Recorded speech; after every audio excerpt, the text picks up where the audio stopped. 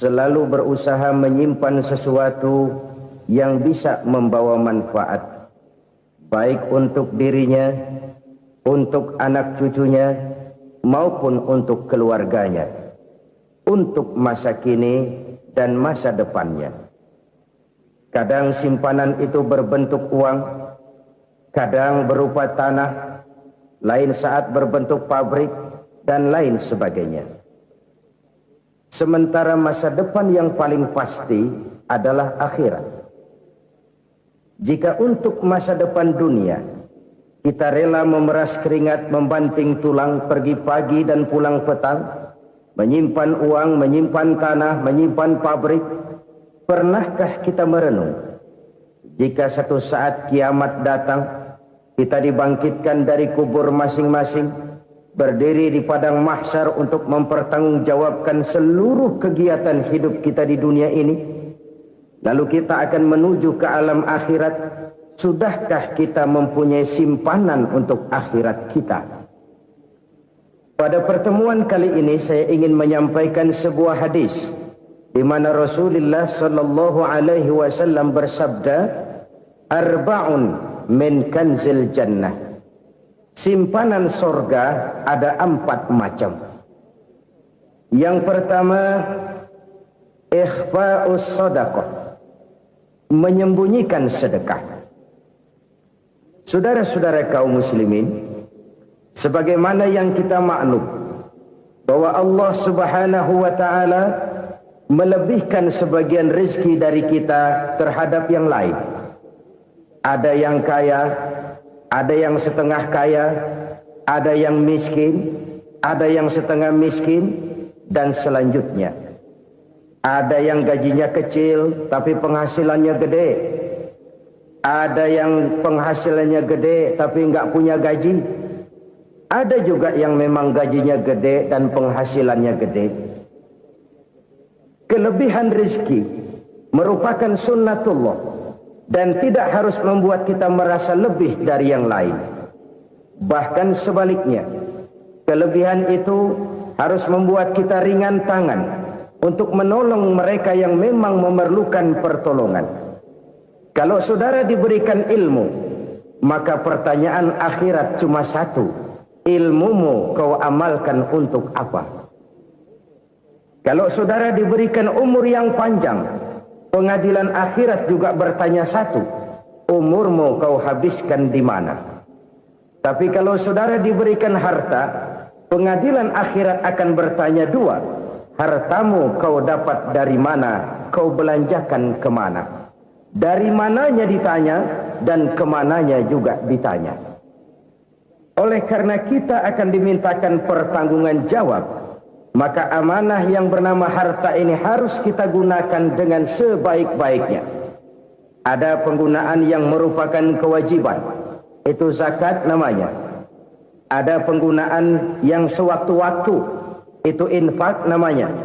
Ada yang lebih sewaktu-waktu lagi, dan itu sedekah namanya. Zakat dia terikat oleh haul dan nisab, oleh putaran batas waktu dan ukuran dari harta itu sendiri. Sedangkan infak terikat oleh situasi dan kondisi perekonomian seseorang. Sedangkan sedekah tidak terikat dengan apapun. Dalam kondisi seperti apapun kita bisa melakukan sedekah dengan yang terkecil sekalipun. Sampai-sampai Rasulullah sallallahu alaihi wasallam mengajarkan, la tahqiranna minal ma'rufi syai'an walau an talqa akhaka biwajhin talik. Atau ada hadis, tabassumuka fi wajhi akhika laka shadaqah. Senyumanmu kepada temanmu adalah sedekah. Jadi untuk melakukan sedekah tidak harus dalam berbentuk uang. Dengan ilmu kita bisa sedekah, dengan tenaga kita bisa bersedekah, dengan pikiran kita bisa bersedekah, bahkan senyum kepada teman itu pun sedekah. Jadi kalau sedekah dengan uang memang belum punya uang, nyengir aja banyakin. Itu asal pada tempatnya, jangan lalu ketemu tiang listrik cengengesan. Tentu tidak pada tempatnya dan tidak wajar. Nah, sedekah yang paling dicintai Allah adalah sedekah yang disembunyikan. Artinya, jauh dari sifat riya. Kan kadang-kadang ada orang sedekah itu disebutkan namanya, apa tidak bagus? Kalau memang niatnya ikhlas, ya bagus-bagus saja untuk memberikan sugesti kepada yang lain. Si Fulan bin Fulan nyumbang sekian, diumumkan. Boleh kalau niatnya untuk memberikan rangsangan kepada yang lain supaya dia menyumbang lebih besar dari orang tadi. Tapi kalau itu mendatangkan riya, maka sedekah yang paling dicintai Allah adalah sedekah yang disembunyikan. Tangan kiri saja tidak tahu apa yang diberikan oleh tangan kanan. Sedekah yang dilakukan dengan ikhlas akan merupakan perbendaharaan surga, tersembunyi dari pandangan orang lain, tidak seorang pun tahu. Karena memang sikap yang baik adalah melupakan kebaikan dan mengingat kesalahan. Itu salah satu ciri orang bahagia. Orang yang selalu mengingat kesalahannya dan berusaha melupakan segala kebaikannya. Kalau dia akan ada kebaikan, dia tidak bisa ikut, dia merasa rugi karena dia merasa belum pernah berbuat baik. Tapi kalau akan melakukan kesalahan baru, dia ingat kesalahan yang sudah-sudah, sehingga terhalang baginya untuk melakukan satu kesalahan baru. Demikianlah saudara-saudara, bahwa Allah melebihkan rizki sebagian kita dari yang lain, agar terjadi tolong-menolong dalam kehidupan ini. Jadi kesenjangan yang nature, kesenjangan yang alami, itu sunnatullah. Ada yang kaya, ada yang miskin, ada yang kelas menengah. Nah, kenapa lalu sekarang kita berusaha mengentaskan kemiskinan? Oleh karena adanya kesenjangan struktural. Kalau yang kaya bisa semakin kaya, kenapa yang miskin tidak bisa naik jadi ikut sedikit kaya? Sebab pada dasarnya Islam adalah agama yang sejak turunnya sudah berupaya memerangi kemiskinan. Bahkan dikatakan kemiskinan itu mendekatkan kepada kekufuran. Orang kalau miskin udah dekat banget sama kafir. Gampang menjadi kafir. Berapa banyak saudara-saudara kita yang oleh karena soal perut, oleh karena soal materi, terpaksa meninggalkan dan menanggalkan akidahnya. Menjual petunjuk yang diberikan Allah dengan kesenangan dunia yang cuma sebentar ini. Na'udzubillah, thumma na'udzubillah. Jadi makin kita sembunyikan satu sedekah, semakin banyak perbendaharaan kita di surga. Sedekah yang paling dicintai Allah adalah sedekah yang disembunyikan.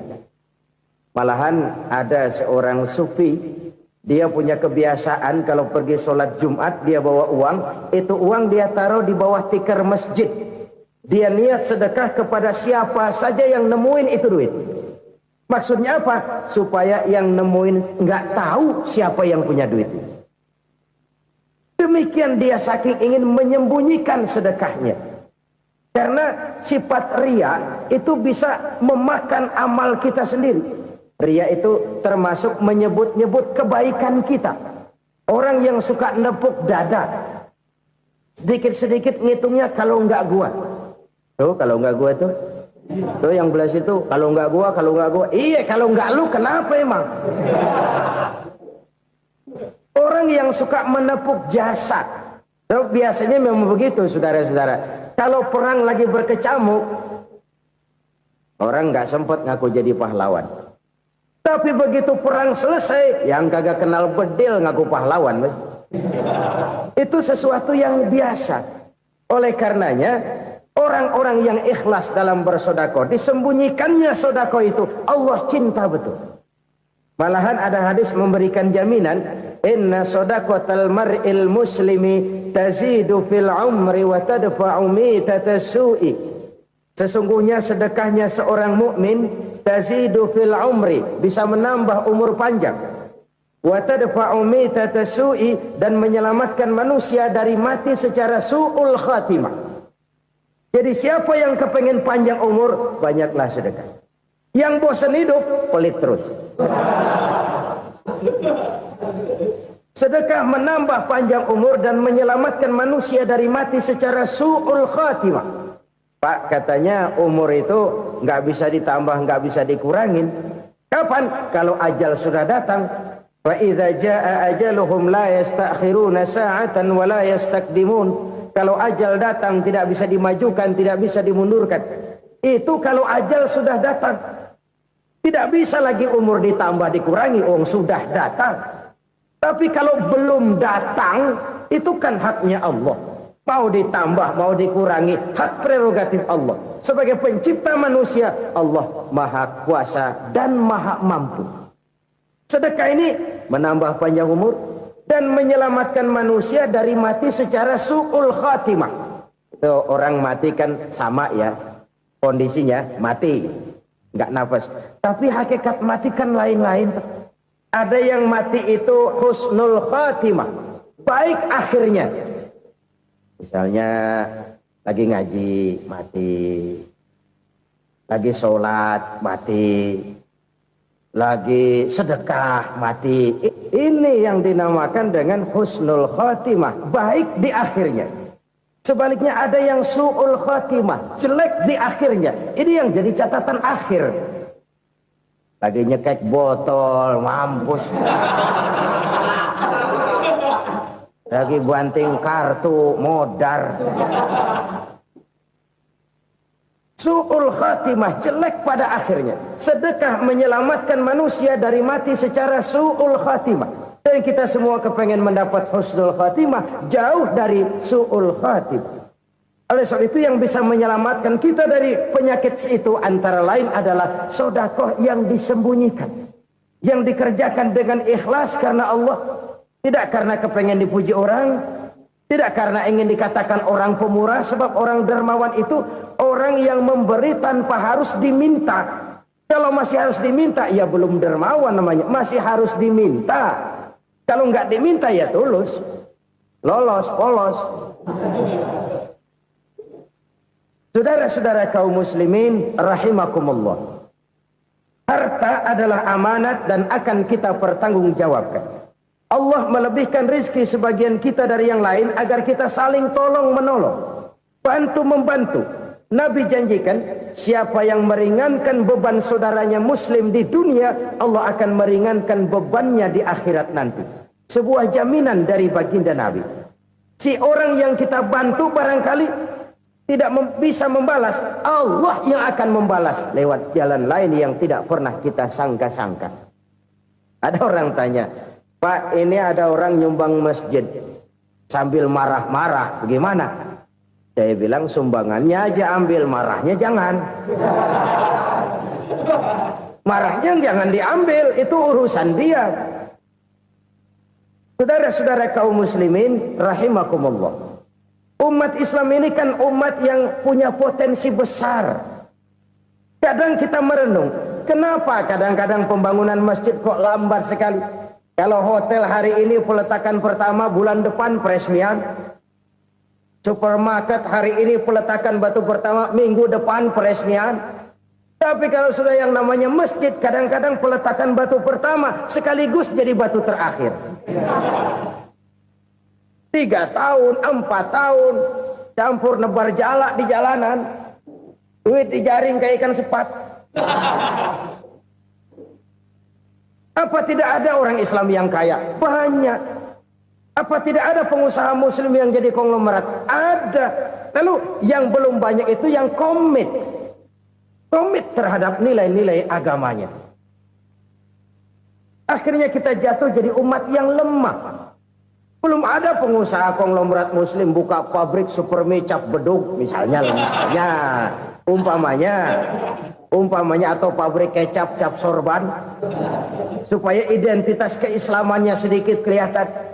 Kita jatuh jadi umat yang lemah karena potensi tidak terinventarisir dengan baik. Kita ini ibarat kompor yang cuma matengin nasi orang lain. Potensi kita dimanfaatkan oleh orang lain. Ukhuwah Islamiyah kita baru terbatas kepada silaturahmi. Ukhuwah di bidang ekonomi kita lemah, ukhuwah di bidang kebudayaan kita lemah, apalagi ukhuwah di bidang politik kita lebih rapuh lagi. Padahal ukhuwah itu adalah totalitas kehidupan manusia, menyangkut ipolek sosbud, memerlukan nilai-nilai ukhuwah. Jadi oleh karena itu mari kita menyadari di dalam harta kita, walaupun kita yang cari, pergi pagi, pulang sore, peras keringat, banting tulang, di sana ada harta anak yatim. Di sana ada hak masjid. Di sana ada hak pesantren, di sana ada hak jihad. Berbahagialah seseorang apabila dia oleh Allah dijadikan keran.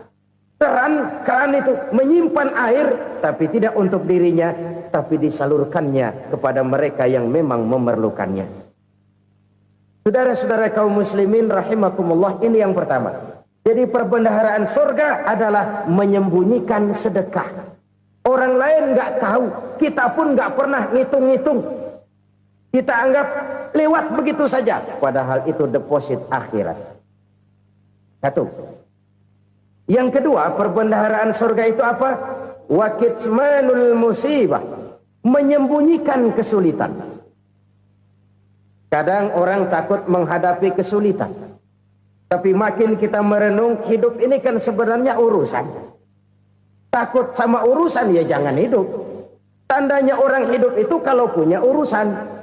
Urusan melupakan problem. Problem sering menimbulkan kesulitan. Kesulitan bukan untuk ditakuti, tapi untuk diatasi dan dicarikan jalan keluarnya. Siapa sih orangnya yang nggak pernah sulit-sulit? Makin tinggi status sosialnya, makin gede urusannya. Makin tinggi kualitas imannya, makin berat tingkat kesulitannya. Cuma memang yang namanya enak itu seperti pelangi. Biang lala itu nggak pernah di atas kepala kita, di atas kepala orang melulu. Lo sih enak lo, kata kita. Dia juga bilang, yang enak kan lo. Pelangi itu nggak pernah di atas kepala kita. Kata tukang beca, aduh enak ya naik Mercy. Kata tukang beca, apa yang di dalam mobil Mercy? Aduh enak bener tukang beca, di jok ngeringkuk ngorok pulas bener.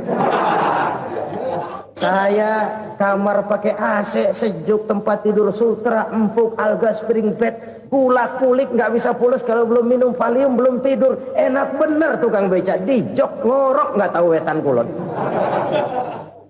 Si tukang beca bilang yang di Mercy enak, yang di Mercy bilang tukang beca enak. Inilah enak, nggak pernah di atas kepala kita, di atas kepala orang lain melulu enak itu. Nah, saudara-saudara, yang merupakan perbendaharaan surga itu orang yang bisa menyembunyikan kesulitan, baik pribadi ataupun rumah tangga. Nih terutama rumah tangga yang jadi soalnya. Kadang-kadang kita ini kalau senang, sebaliknya kalau senang kita diam, kalem aja, cuek. Banyak banget duit kita bawaan, diam aja udah. Malah ketemu orang takut. Tapi begitu susah, sekampung tahu. Padahal Nabi mengajarkan perbendaharaan surga itu menyembunyikan musibah, menyembunyikan kesulitan. Kalau enak, cerita sama orang-orang. Kalau nggak enak, rasain sendiri, tekan sendiri, atasin sendiri. Kita kan sebaliknya. Senang kita diam, asal lagi susah, paling tidak kita nyari teman buat cerita kesusahan. Siapa orangnya yang nggak pernah susah? Cuma soalnya bagaimana kita mengatasi kesusahan itu sendiri. Begitu juga misalnya kalau orang sudah berumah tangga, itu orang tuanya harus menjadi tempat dia cerita yang enak-enak saja. Yang nggak enak rasain berdua, selesaikan berdua, atasin berdua. Jangan dibalik. Asal senang diam, giliran susah saja. Maknya laporan. Terbalik. Bisa menjaga security informasi. Maka nama bayam keluar diem, malah seluitan. Enak amat lo makan daging ayam. Security informasi. Saudara-saudara kaum muslimin rahimakumullah. Ujian yang terberat itu yang pernah diberikan kepada para nabi, para rasul, para aulia, para ulama. Makin tinggi keimanan, makin berat bentuk kesulitan. Ayo saya kemukakan satu contoh saja. Ada seorang nabi yang kaya, nabi kaya, namanya Nabi Ayub. Iblis kalau orang begini kan keki, ibadahnya rajin, kaya. Nah, yang kayak begini susah digodain. Kalau ibadahnya rajin, miskin, kali bisa disogok. Sini imannya mantap, ibadahnya rajin, kaya, nabi lagi. Tapi namanya iblis, nggak kurang akal. Laporan, Tuhan, kenapa Les? Ya ini bahasa saya, bahasa Qur'annya sih nggak gitu. Itu hambamu yang namanya Ayub, dia rajin ibadah cuma karena dikasih kaya aja. Coba kasih miskin dia, berhenti dia sembahyang. Ah, kamu bisa aja. Saya tahu Ayub itu hambaku yang ikhlas. Saya buktiin Tuhan, silahkan. Dibuktiin lah, iblis turun ke alamin. Yang mula-mula dia lakukan, dia rusak sawah ladang Nabi Ayub. Dia binasakan binatang ternak Nabi Ayub. Sehingga dalam waktu singkat, jatuhlah Nabi Ayub dari orang paling kaya jadi orang paling miskin. Beliau masih ibadah di mihrab dalam masjid. Datang iblis. Saudara Ayub, ya, lagi ngapain? Ibadah. Nyembah Allah, nyembah Allah. Oh, percuma. Kenapa? Tuhan yang ente sembah nih, dia udah bikin miskin ente. Sawah ladang ente hancur lebur, binatang ternak binasa. Sekarang ente jadi orang paling miskin. Ngapain nyembah Tuhan kayak begitu? Tekor. Udah berhenti dah ibadah, berhenti ibadah. Ini iblis sama Tuhan laporannya lain, yang dikerjakan kepada Nabi Ayub juga lain. Benar begitu iblis, kata Nabi Ayub. Iya, sawah ladang saya habis, buras. Binatang ternak saya binasa, binasa. Saya miskin, bangpak. Apa jawab Nabi Ayub? Bukan innalillahi, ya, ini hebat. Alhamdulillahillazi a'tani wa akhadha minni. Segala puji bagi Allah yang telah memberikan harta kepada saya dan sekarang mengambilnya lagi. Alhamdulillah. Allah yang ngasih, Allah yang ambil.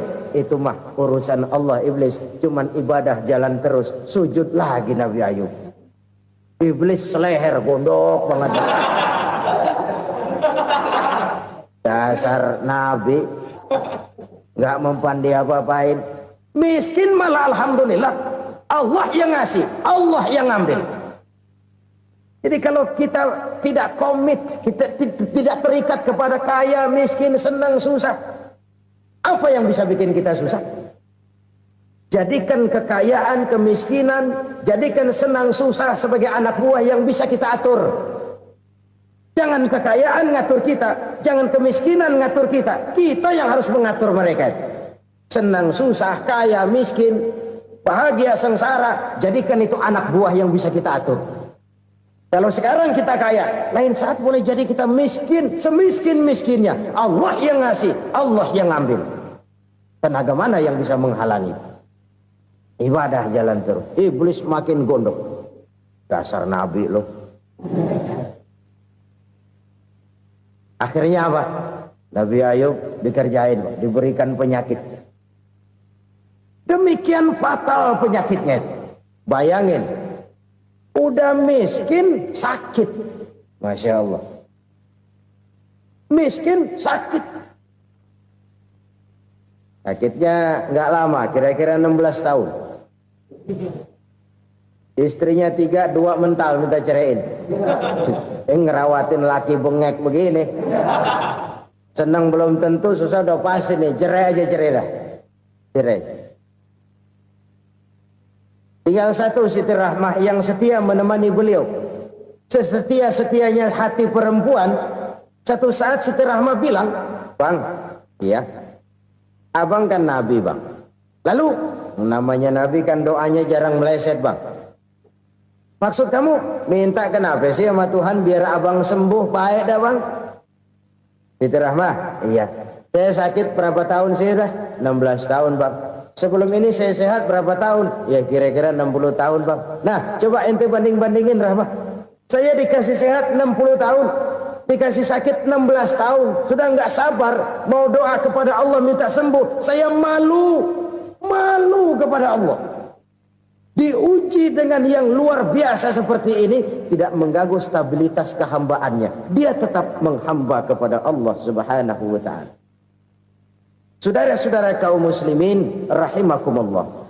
Kunci menghadapi kesulitan itu apa? Allah jelaskan dalam satu ayat, wa basyiris sabirin alladzina iza asabathum musibah qalu inna lillahi wa inna ilaihi raji'un. Gembirakan orang-orang yang sabar Siapa mereka itu? Yang apabila mendapat musibah mereka kembali kepada keyakinan dasar, segalanya dari Allah dan segalanya akan kembali kepada Allah. Ini konsepsi dasar dari sikap muslim dalam menghadapi berbagai kesulitan. Segalanya dari Allah, segalanya akan kembali kepada Allah. Kalau ini sudah kondisi dasarnya, maka kita akan lapang menghadapi kenyataan bagaimanapun pahitnya. Apakah itu namanya miskin, apakah itu namanya sakit, bahkan maut sekalipun. Maut sekalipun. Segalanya dari Allah, segalanya akan kembali kepada Allah. Ini sikap hidup, bukan sekedar ucapan. Kita kadang-kadang menjadikannya sebagai ucapan. Mulutnya sehingga berhenti, innalillahi wa inna ilaihi rajiun, tapi nangisnya terus gerung-gerungan. Bukan itu, ini kesadaran moral. Kalau segalanya dari Allah, segalanya kembali kepada Allah, kan sebenarnya cuma nunggu giliran. Hari ini saya nyembayangin dia, entah hari apa saya disembayangin orang. Hari ini saya antar dia ke kubur, entah hari apa orang nganterin saya ke kubur. Hari ini saya tahlilkan dia, entah nanti kapan orang tahlilkan saya. Segalanya dari Allah, segalanya akan kembali juga kepada Allah. Oleh sebab itu saudara-saudara, kesulitan bukan untuk ditakuti. Kesulitan justru untuk diatasi, dicarikan jalan keluarnya. Dan tidak ada orang yang tidak pernah mendapat kesulitan. Tidak ada. Semakin tinggi status sosial, semakin tinggi kualitas keimanan, semakin besar juga tingkat kesulitan. Hanya saja bagaimana cara kita mengatasinya. Dan Al-Quran menyatakan, inna ma'al usri yusra. Di balik kesulitan itu pasti ada kemudahan. Roda itu berputar. Karena itu Rasulullah sallallahu alaihi wasallam mengingatkan kepada kita, ta'arraf ilallahi fir raha ya'rifka fis syiddah. Ingatlah kepada Allah di waktu kamu senang, supaya Allah ingat kepada kamu di waktu kamu susah. Kalau waktu senang kita ingat kepada Allah, kita susah, Allah tidak akan meninggalkan kita. Tapi kalau waktu senang kita jauh dari Allah, sujud tidak sempat, dengan masjid jauh, ketika senang kita lupakan Allah. Nanti begitu kita susah, Allah lupakan kita. Dan itu menyakitkan.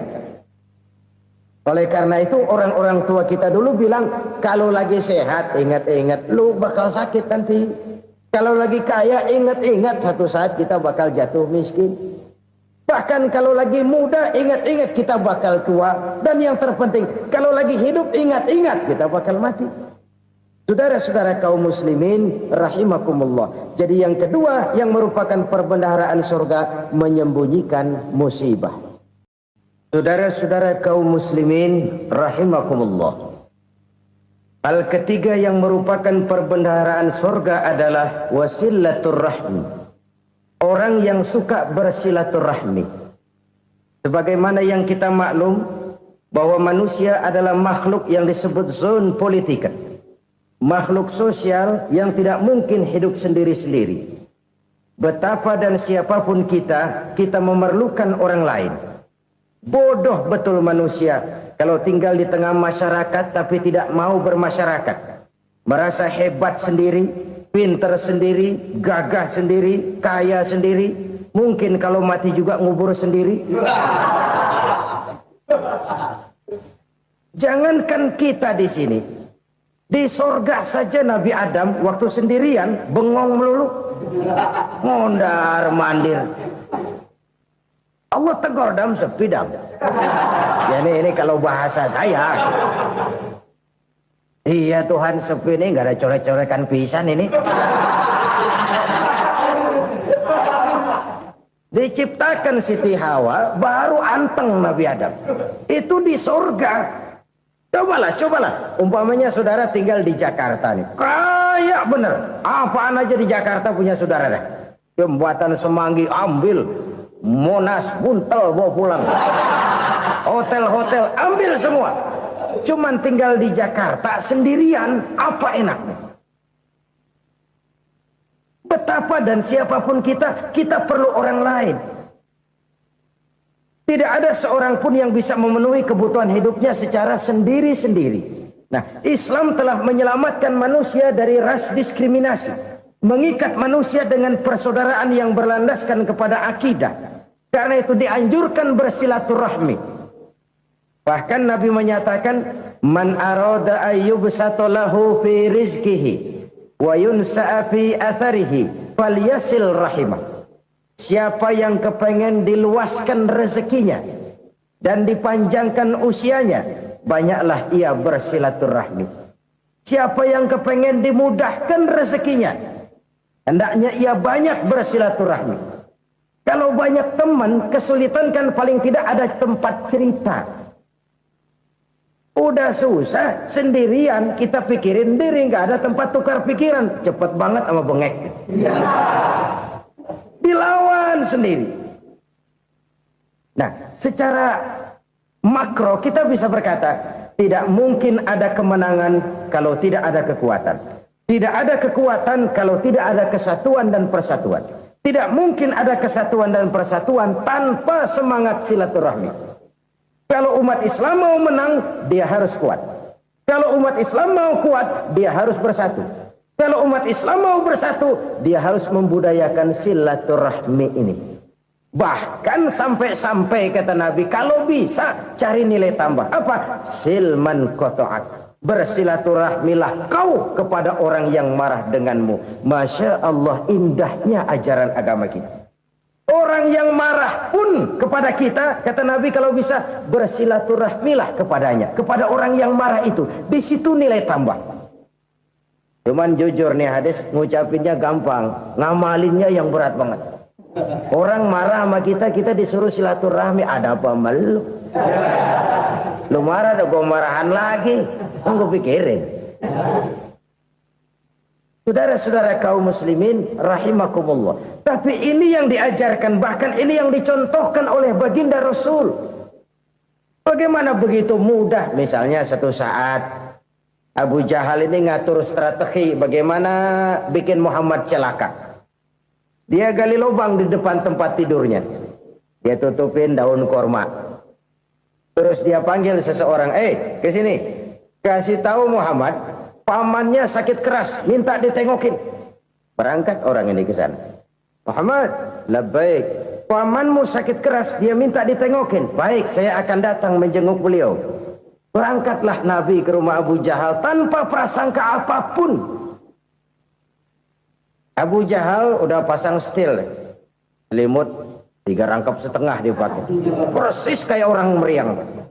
Tapi sembari ngintip dari balik selimut, begitu Muhammad buka pintu, nah masuk perangkap nih. Muhammad jalan menuju tempat pembaringan.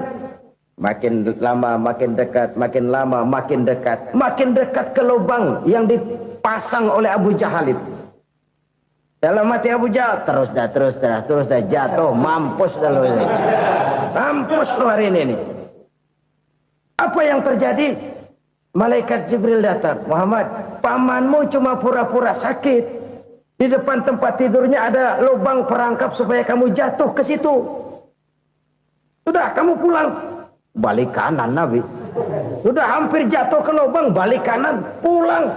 Bayangin kecewanya Abu Jahal. Muhammad dikit lagi, Muhammad dikit lagi. Enggak paman, saya pulang aja. Emosi bangun dari tempat tidur, enggak sadar kalau lagi pura-pura sakit. Lompat ngejar Nabi, dia lupa dengan lubang yang dia gali. Serak, nyemplung sendiri ke dalam lubang.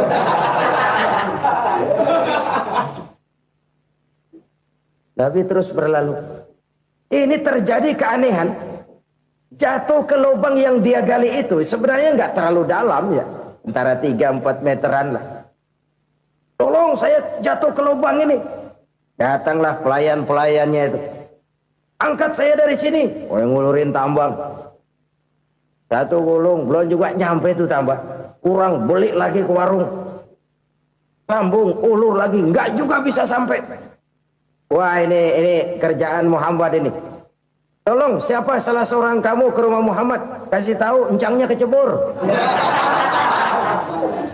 Minta ditolongin. Sampaikan kepada Rasul. Kenapa? Pamanmu jatuh ke lubang, Muhammad minta tolong diangkatin. Tambang udah nyambung-nyambung nggak nyampe juga. Ya, nanti saya datang, saya tolong. Coba. Nyata-nyata orang berniat jahat mau mencelakakan dia. Datang dia menolong. Ini yang disebut air tuba dibalas air susu ya ini. Bukan sebaliknya. Air tuba dibalas air susu. Paman, kecebur ya? Iya Muhammad, tolong ini. Pegang tangan saya. Nabi ulurkan tangannya. Nyampe. Dipegang oleh Abu Jahal. Diangkat ke atas. Sampai atas. Apa kata Abu Jahal? Sihirmu memang hebat Muhammad. Udah ditolongin dikata sihir. Yang enak kita kemplang kan itu orang begitu. Urusan apa? Tapi inilah akhlak. Kalau bisa kamu bersilaturahmilah dengan orang yang marah kepadamu sekalipun. Orang marah kita tetap baik. So, kalau kita berbuat baik sama orang yang memang baik, rasanya sih biasa-biasa aja. Orang baik kita baik lagi, ya draw aja, belum ada nilai tambah di situ.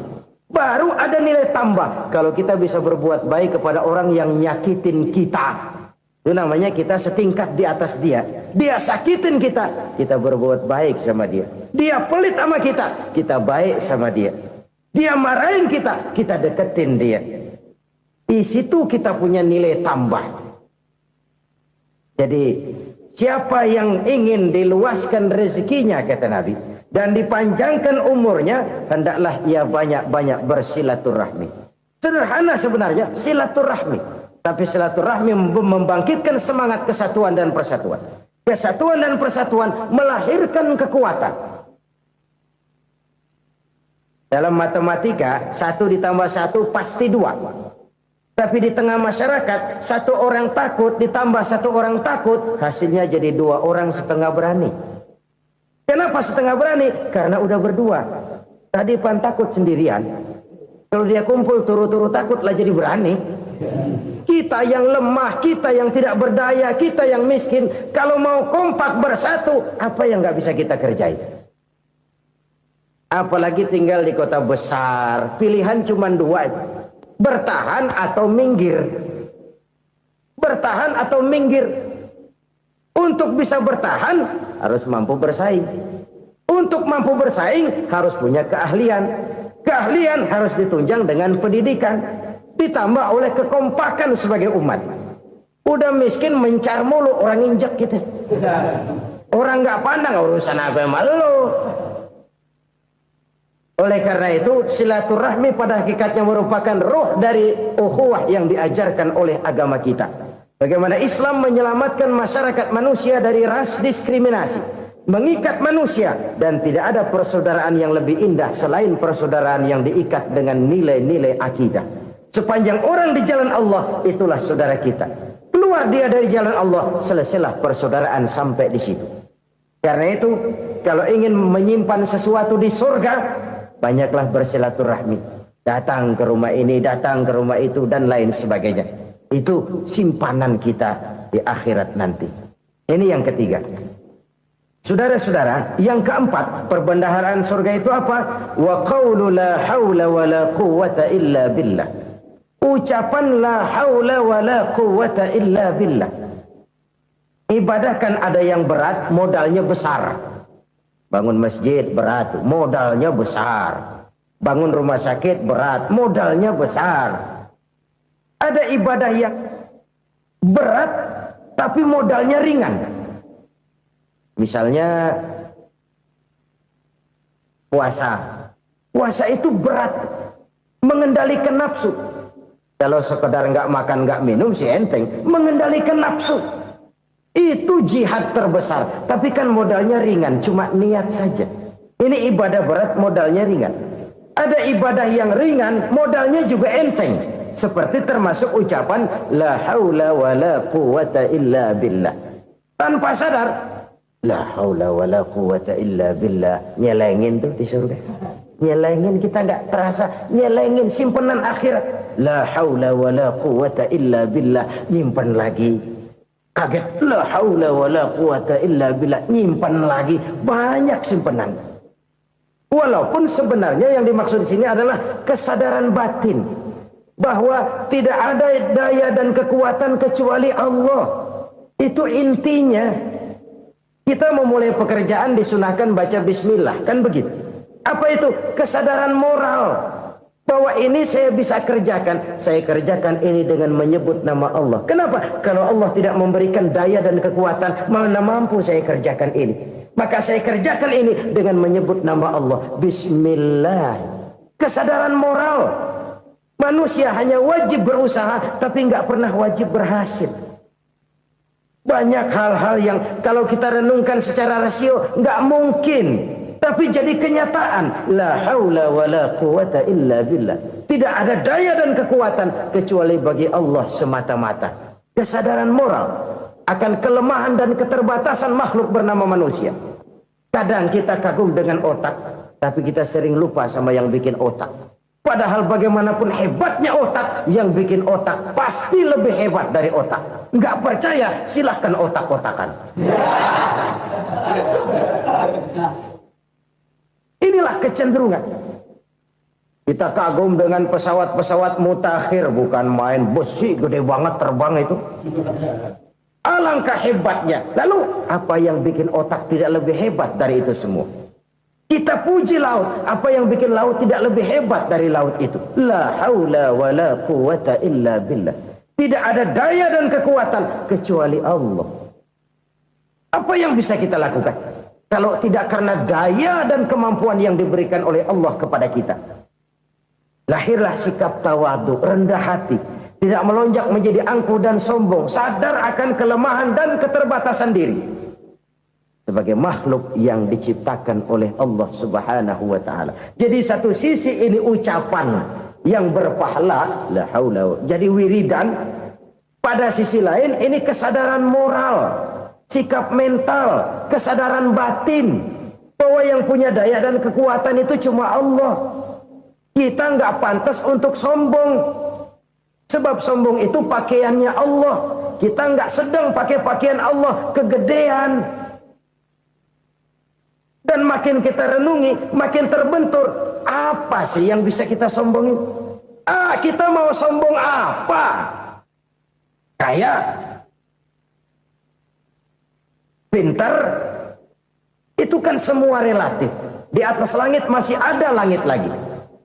Jadi oleh karenanya, marilah kita menyadari. Manusia hanya wajib berusaha, tapi tidak pernah wajib berhasil.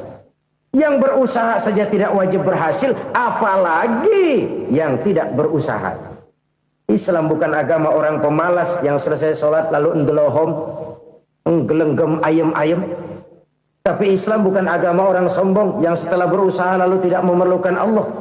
Kita bisa saja bikin proyeksi, tahun sekian kita bakal panen besar menurut perhitungan otak. Tapi ada kejadian lain. Apa? Tikus ngambek. Habis itu dimakanin tikus, panen gagal. Proyeksi rasional gagal oleh tikus-tikus yang ngambek itu. Bisa saja terjadi. Tahun depan kita panen besar, urung. Kenapa? Musim panas panjang. Dan sekarang ini koran-koran bikin berita musim mengalami penyelewengan. Bukan cuma manusia yang nyeleweng sekarang. Musim pakai nyeleweng. Mestinya kan musim hujan udah selesai, masih hujan-hujan juga. Musim. Nah sekarang kita boleh bikin proyeksi, kita bakal panen besar. Tahu-tahu musim panas panjang, sawah retak, air kering. Cari teknokrat yang paling botak, suruh pendekin tuh musim panas. La haula wa la quwata illa billah. Inilah kesadaran moral. Saudara, saya teringat satu saat ada seorang konglomerat. Umurnya ya kira-kira 70-an. Suatu saat dia ditanya oleh wartawan, Pak, umur Bapak berapa sih? Ya paling 10 tahun. 10 tahun? 10 tahun? Anak Bapak berapa orang? Satu saja? Satu. Harta Bapak berapa? Ya paling-paling bangsa 7 juta kali. 7 juta? Iya. Pak, kenapa Bapak bohongi saya? Bapak punya buku biografi. Koran-koran, majalah-majalah banyak memuat cerita riwayat hidup Bapak. Saya tahu umur Bapak 70. Kenapa bilang cuma 7 tahun? Saya tahu anak Bapak 8. Kenapa cuma bilang 1? Saya tahu harta bapak miliaran, mungkin triliunan, pabrik di mana-mana, bank di mana-mana. Kenapa bilang uang bapak cuma 7 juta? Nah, kata si konglomerat tadi, kamu benar nak, kamu benar. Umur saya kalau jumlahnya memang 70 nak. Cuman ingat-ingat saya, baru 7 tahun terakhir ini saya sujud. Baru 7 tahun terakhir ini saya berusaha dekat dengan Allah. Saya laksanakan perintahnya, saya jauhi larangannya. 7 tahun inilah rasanya yang ada nilainya di hadapan Allah. Yang 63 tahun matong, kelabu, kelam umur gue. Habis untuk maksiat, untuk munkarat. Maka ketika ditanya tadi, umur saya 7 tahun itu. Oh begitu Pak. Oh iya. Lalu anak Pak. Anak bapak kan 8. Kenapa bilang cuma 1? Nah, kalau jumlah hitungannya memang anak saya 8. Tapi dari 8 orang ini rasanya cuma 1 nih. Yang bakal jadi buah hati, belahan jantung. Pelanjut cerita, penerus sejarah. Bakal jadi anak soleh yang akan mendoakan saya. Cuma 1 rasanya anak saya ini yang bakal jadi buah hati saya. Besar-besaran saya. Yang akan mendoakan di kubur saya. Yang akan mendoakan di akhirat saya. Yang 7 orang mana, Masya Allah, yang atu tenggeng, yang atu nyekek botol ngolo, yang atu nggak karu-karuan. Makanya saya bilang 1 anak saya yang akan bisa mendoakan saya. Oh begitu Pak. Iya. Nah harta Pak, harta Bapak kan triliunan, pabrik Bapak di mana-mana, uang Bapak hampir di tiap bank-bank besar. Kenapa bilang cuma 7 juta? Betul kau nak. Harta saya kalau jumlahnya memang miliaran, triliunan mungkin. Tapi yang saya ingat baru 7 juta tuh yang saya belanjakan di jalan Allah. Saya nyumbang masjid, saya santuni yatim piatu, saya bantu pembangunan pesantren, saya bantu pembangunan rumah sakit Islam. Itu yang akan saya bawa pulang ke akhirat, yang 7 juta itu. Yang triliunan itu nanti akan diperebutkan oleh anak-anak saya sebagai waris saya. Jadi harta saya 7 juta itu yang bakal nemenin saya di akhirat. Yang akan saya bawa pulang jadi teman saya. Saudara-saudara kaum muslimin, jangan-jangan orang tua itu adalah kita-kita ini. Jangan-jangan kita-kita ini adalah orang tua itu. Jangan-jangan itu potret dari diri kita masing-masing. Dari sekian umur yang diberikan Allah, berapa tahun yang ada nilainya di hadapan Allah? Dari sekian anak-anak yang merupakan amanah, berapa yang akan mendoakan kita sebagai orang tuanya menjadi anak soleh? Dari sekian banyak harta yang diberikan Allah, berapa yang akan kita bawa pulang menghadapnya nanti, yang kita belanjakan di jalan Allah? Ini sebuah potret kehidupan. Karena itu kita kembali kepada la haula wa la quwata illa billah. Kita wajib berusaha, kita wajib berikhtiar. Selebihnya, segala daya dan kekuatan hanya milik Allah saja semata-mata. Satu kesadaran batin dari setiap pribadi muslim. Setelah ia berusaha dan berikhtiar, ia menyerahkannya kepada Allah Subhanahu wa ta'ala. Jadi, satu sisi ini merupakan wiridan ucapan yang mengandung pahala. Pada sisi lain, ini merupakan sikap batin dari seorang muslim di dalam ia menghadapi realitas kehidupan ini. Saudara-saudara kaum muslimin rahimakumullah. Kalau ini kita jadikan satu basis kehidupan, maka ini akan menyelamatkan manusia dari kemungkinan tergelincir menjadi orang yang lupa diri dan lupa darat. Sebab itu Imamul Ghazali berpesan, jadidis safinah fa innal bahra amiq wa khuziz zad fa inna safara ba'id wa khaffifil hamla fa innal hamla sadid. Perbarui selalu kapalmu karena lautan sangat dalam. Bawa bekal yang banyak karena perjalanan ini sangat jauh. Ringankan beban karena kebanyakan beban akan menyakitkan. Alangkah indah kalimat ini, alangkah dalam makna yang terkandung di sana. Perbarui selalu kapalmu karena lautan sangat dalam. Apa artinya ini? Jaga mentalmu baik-baik. Pelihara imanmu baik-baik karena hidup penuh cobaan seperti lautan. Kita kalau berlayar di lautan kan kadang-kadang tenang, angin bertiup sepoi-sepoi basah. Jika malam datang bintang gemintang bertabur menghias cakrawala. Rembulan memantulkan sinarnya dengan indah. Dalam keadaan begitu berlayar enak. Tapi lain saat ombak menggunung, halilintar menyambar, angin topan bertiup. Berapa banyak sudah saudara-saudara kita yang tenggelam di lautan dunia tanpa sadar bahwa dia belum sampai kepada pantai yang akan dituju. Berapa banyak sudah saudara-saudara kita yang tenggelam di lautan dunia ini tanpa sempat bangkit lagi. Dia menyangka sudah sampai kepada tujuannya. Hati-hati kapal jangan sampai bocor karena lautan sangat dalam. Iman ini jaga baik-baik karena hidup penuh dengan ujian. Wa khuzizat fa inna safar ba'id. Bawa bekal yang banyak karena perjalanan sangat jauh. Saudara mau ke Bandung, bawa duit. Saudara mau ke Surabaya, banyakan lagi duitnya. Saudara mau ke Mekah, gepokan, iketan tuh duit nggak lembaran lagi. Makin jauh perjalanan, makin banyak bekal yang harus kita bawa. Kalau saudara dari Jakarta mau ke Surabaya, kagak bawa duit berangkat juga, itu sih bukan berani namanya, nekat. Sampai Surabaya belum tentu, sengsara di jalan udah pasti. Kenapa? Nggak bawa bekal berangkat. Sama juga kita nih, misalnya belum sempat sembahyang, mati. Waduh, berani banget orang. Belum punya bekal, mati. Sengsara di jalan. Atau bekal tidak cukup. Dari Jakarta saudara mau ke Surabaya, bawa duit 500 perak. Paling jauh Cikampek nyampenya itu. Paling jauh itu.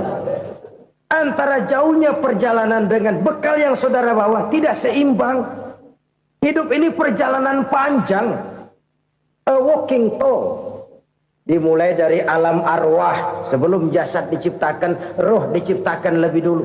Dari situ pindah ke alam rahim. Dari alam rahim pindah ke alam dunia. Dari alam dunia pindah ke alam barzah. Baru menuju akhirat. Satu perjalanan panjang. Kalau bekal tidak bawa, sengsara di jalan. Bawa bekal yang banyak karena perjalanan ini sangat jauh. Wa khaffifil hamla, ringankan beban karena beban itu cuma akan menyulitkan. Kalau bekal itu sih keperluan, tapi beban nggak kita perluin, coba ngeberat-beratin. Apa ini beban? Dosa, kecurangan, kebatilan, kezoliman, ketidakadilan, kesewenang-wenangan. Itu akan jadi beban kita di akhirat. Alangkah celakanya, perjalanan panjang, bekal tidak bawa, beban kelewat banyak, alamat sengsara di jalan. Pahala tidak ada, dosa berlipat ganda. Na'udzubillah, summa na'udzubillah. Kalau kita rangkum nasihat Al-Ghazali dengan kisah si konglomerat tadi, kita akan mengambil kesimpulan. Pertama, bekal terbaik dalam menghadapi gejolak kehidupan ini tidak lain adalah iman. Yang kedua, pahala dan dosa. Dua hal kontroversial. Pahala adalah bekal, dosa adalah beban. Tapi kita sekarang kan tidak begitu terangsang kepada yang abstrak. Orang berlomba mencari yang konkret-konkret saja. Yang real. Kalau memang dosa, benjol dong. Kira-kira begitu. Kira-kira begitu. Persis orang Yahudi dulu.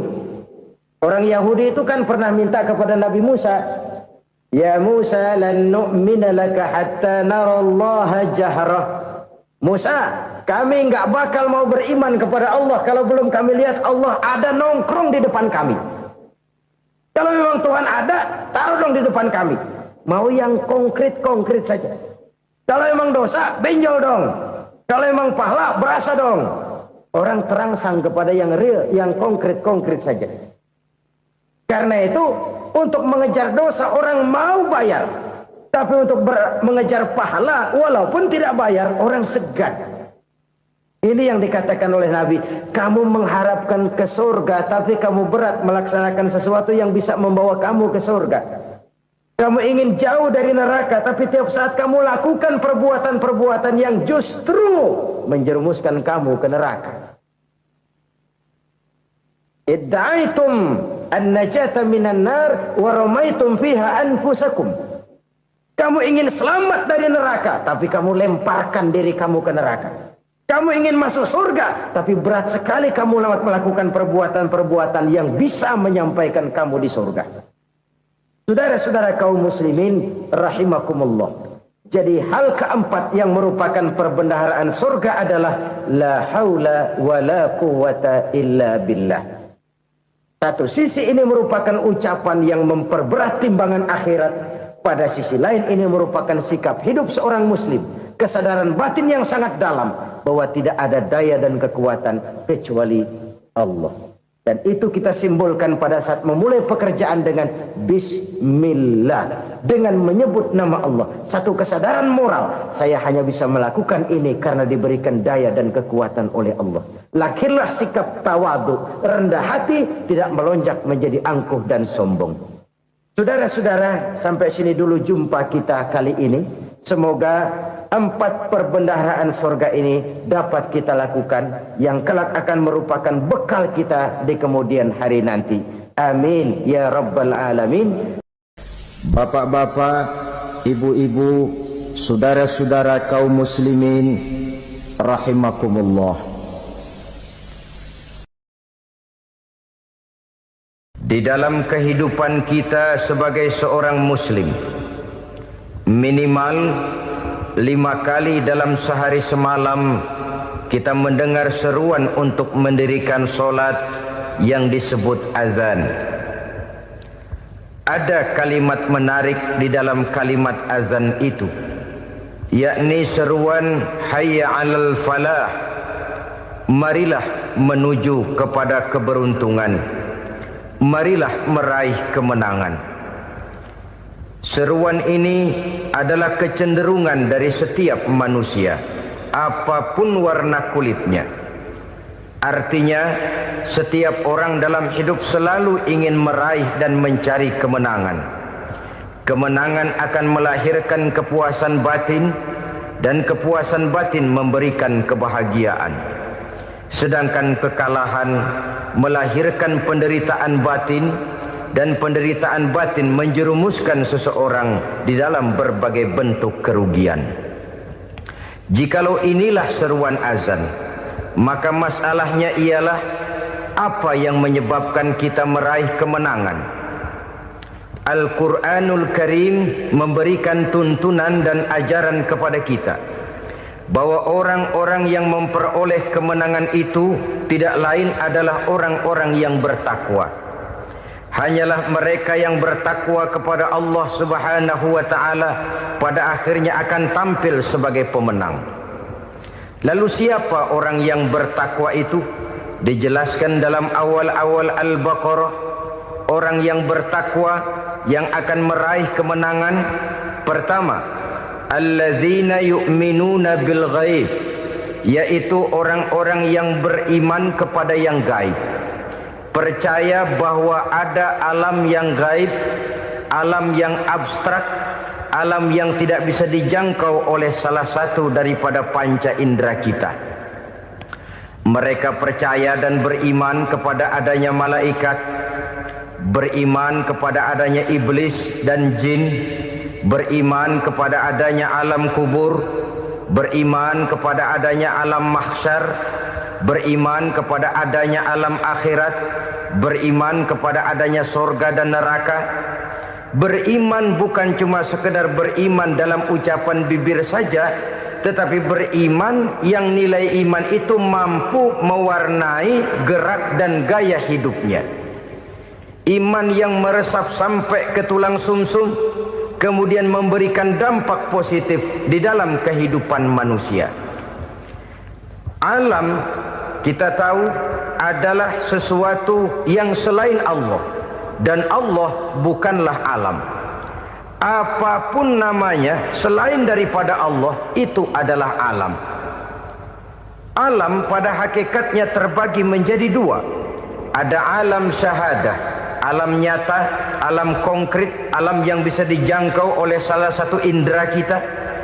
Kemudian ada alam ghaib, alam yang tidak bisa dijangkau oleh panca indera kita, alam metafisika, alam abstrak, alam yang wajib kita imani keberadaannya. Kita percaya bahwa malaikat itu ada, Kita percaya kepada jin, bahwa jin itu ada. Kita percaya kepada adanya iblis dan setan. Bukan percaya kepada iblis dan setannya, percaya bahwa iblis dan setan itu ada. Itu termasuk salah satu daripada sifat orang yang bertakwa kepada Allah. Saudara-saudara kaum muslimin rahimakumullah, kecenderungan pembangunan yang lebih bersifat materialistis biasanya menggeser aspek kehidupan rohani. Orang berpikir empiri, dan dalam pola pikir yang demikian maka alam gaib tidak lagi mendapat perhatian. Aspek kehidupan yang bersifat rohaniah malah mulai ditinggalkan. Akibatnya terjadilah kepincangan di dalam kehidupan kita. Pernah ada satu pengalaman pribadi dalam perjalanan kembali ke tanah air. Dalam pesawat di sebelah kanan saya duduklah seorang Jerman namanya Heiner Simonsen. Iseng saya ajak kenalan, saya ajak ngobrol, saya tanya dia. Saya bilang, Mas Heiner ini, kalau pesawat yang kita tumpangi ini jatuh ke bawah, kira-kira apa yang bakal terjadi, Mas? Dia bilang, kita semua akan mati. Begitu? Iya. Oke. Apa itu mati? Tanya saya. Dia bilang, untuk tahu apa itu mati, kita harus tahu lebih dahulu apa itu hidup. Saya pikir nih bule bisa ngomong juga. Baiklah kata saya. Apa hidup menurut Anda itu? Oh, hidup itu dia bilang, kalau seluruh anggota badan kita bekerja secara normal, paru-paru memompa darah secara normal, jantung berdetak secara normal, sel-sel tubuh bekerja secara fit, dan organisme tubuh hanya mau bekerja secara normal, dia bilang, kalau kita memberi makan yang cukup, menu yang teratur, dan gizi yang lengkap.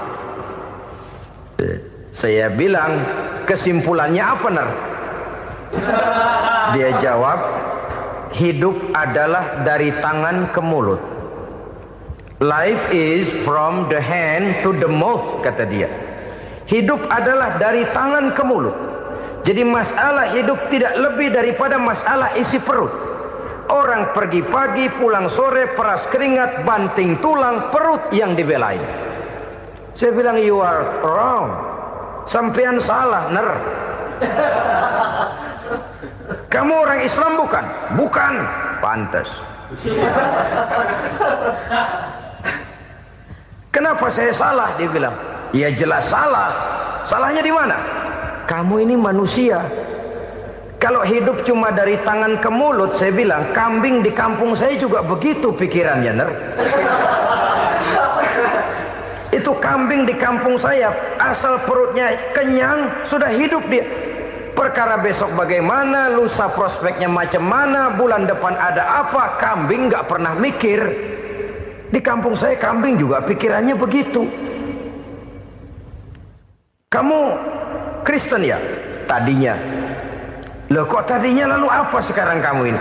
Dia bilang, sekarang saya netral. Saya tidak beragama, tapi saya percaya kepada Tuhan sebagai pencipta alam. Saya ingat benar dia bilang, I haven't any religious, but I believe to God as the creator of the world. Kenapa bisa netral begitu, Ner? Habis saya bingung katanya. Islam bilang Islam baik, Kristen bilang Kristen baik, Hindu Buddha bilang Hindu Buddha baik, semua agama baik. Saya netral sekalian, nggak beragama. Yang penting saya percaya kepada Tuhan. Saya bilang, Ner, kamu ini kayak orang mau beli celana. Lalu bingung, yang satu bilang Levi's bagus, yang satu bilang Blue Jean hebat, yang satu bilang Wool England hebat. Celana ini hebat, celana itu bagus, celana ini hebat. Semua celana bagus, kamu bingung. Akhirnya netral, tidak pakai celana. Itu juga salah. Saya pikir-pikir, kemudian saya melihat bahwa dua pola berpikir Heiner ini nampaknya sudah mulai menggejala di lingkungan masyarakat bangsa kita. Disadari atau tidak, secara jujur kita harus berkata, dua pola pemikiran Heiner ini mulai berkembang di tengah masyarakat bangsa kita. Pertama, pola pikir materialisme. Hidup adalah dari tangan ke mulut. Masalah hidup tidak lebih masalah isi perut. Itu yang perlu dibela, dan disitulah arti kehidupan. Pergi pagi, pulang sore, peras keringat, banting tulang untuk mempertahankan perut. Kalau sudah kemari cara orang berpikir, maka buat apa percaya kepada yang gaib? Untuk apa sholat? Untuk apa puasa? Untuk apa zakat?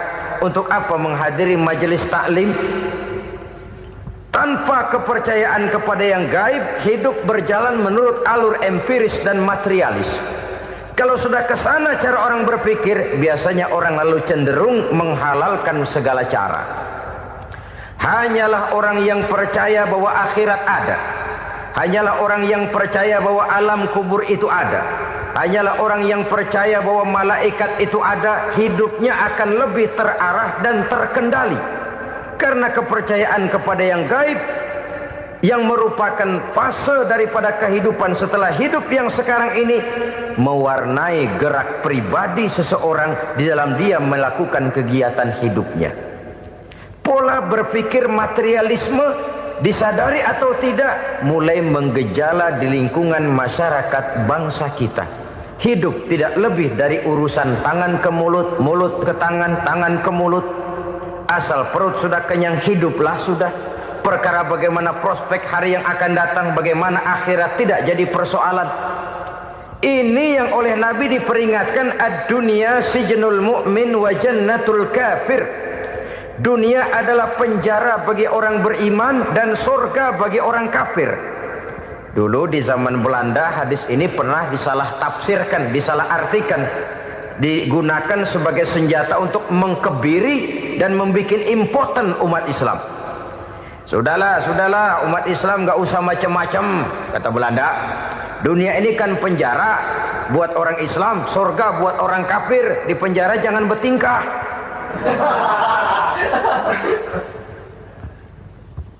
Pengertiannya tidak begitu. Dunia adalah penjara bagi orang mukmin. Artinya dalam kehidupan dunia seorang mukmin tidak bebas memperturutkan hawa nafsunya. Di penjara hawa nafsunya itu. Sebaliknya, surga bagi orang-orang kafir. Buat orang kafir, surgalah dunia ini. Mereka bebas memperturutkan hawa nafsunya. Dilarang tidak terlarang, dicegah pun tidak tercegah. Mereka hidup menurut alur bisikan nafsu mereka sendiri. Kemudian bila ajal datang, maut merenggut nyawa, selesailah surganya sampai di situ. Maka bagi orang-orang yang tidak percaya kepada adanya akhirat, kepada adanya alam gaib, surganya sebatas umurnya. Sekali lagi, surganya sebatas umurnya. Bila umur selesai, ajal pun datang merenggut nyawa, selesailah sudah surganya sampai di situ. Alangkah pendeknya perjalanan orang-orang yang tidak percaya kepada alam gaib ini. Bagi kita mukmin, jikalau kita mampu memenjarakan hawa nafsu, kita bisa bahagia di dunia ini. Dan Islam memang tidak menyuruh kita sengsara di dunia. Raih dunia, kejar dunia, gapai dunia sebagai alat untuk mencapai kebahagiaan di akhirat nanti. Hidup adalah satu perjalanan panjang yang terbentang sejak kita terlahir dari alam rahim sampai kepada alam akhirat nanti. Andai kata kita gagal meraih kebahagiaan di dunia, toh kita masih punya akhirat. Tapi jangan jadi dalil yang melemahkan semangat. Biarin dah kita di dunia kebelangsak, yang penting akhirat. Akhirnya dunia benar-benar kebelangsak. Bagaimana dunia ini bisa kita raih, dan bagaimana meraih dunia untuk menunjang kepentingan akhirat nanti. Yang kedua, dari pikiran Heiner yang saya lihat menggejala di lingkungan masyarakat bangsa kita, timbulnya manusia-manusia netral. Seolah-olah Tuhan yes, agama no. Sama Tuhan percaya, agama ogah. Tuhan ngangguk, giliran agama godeng. Padahal hampir dalam setiap ayat dalam Quran, kata-kata amanu biasanya bergandeng dengan wa amilus shalihat. iman dan amal soleh. Ini sebagai isyarat Tuhan dan agama jangan pernah dipisah-pisah. Apabila kita bertuhan, maka kita harus beragama. Apabila kita beragama, maka agama itu harus bersumberkan dari Tuhan yang kita imani itu. Tidak mungkin kita pisah, Tuhan yes, agama no. Sama Tuhan percaya tapi agama bikin sendiri. Sembayangnya cukup bengong 2 jam madep ngulon.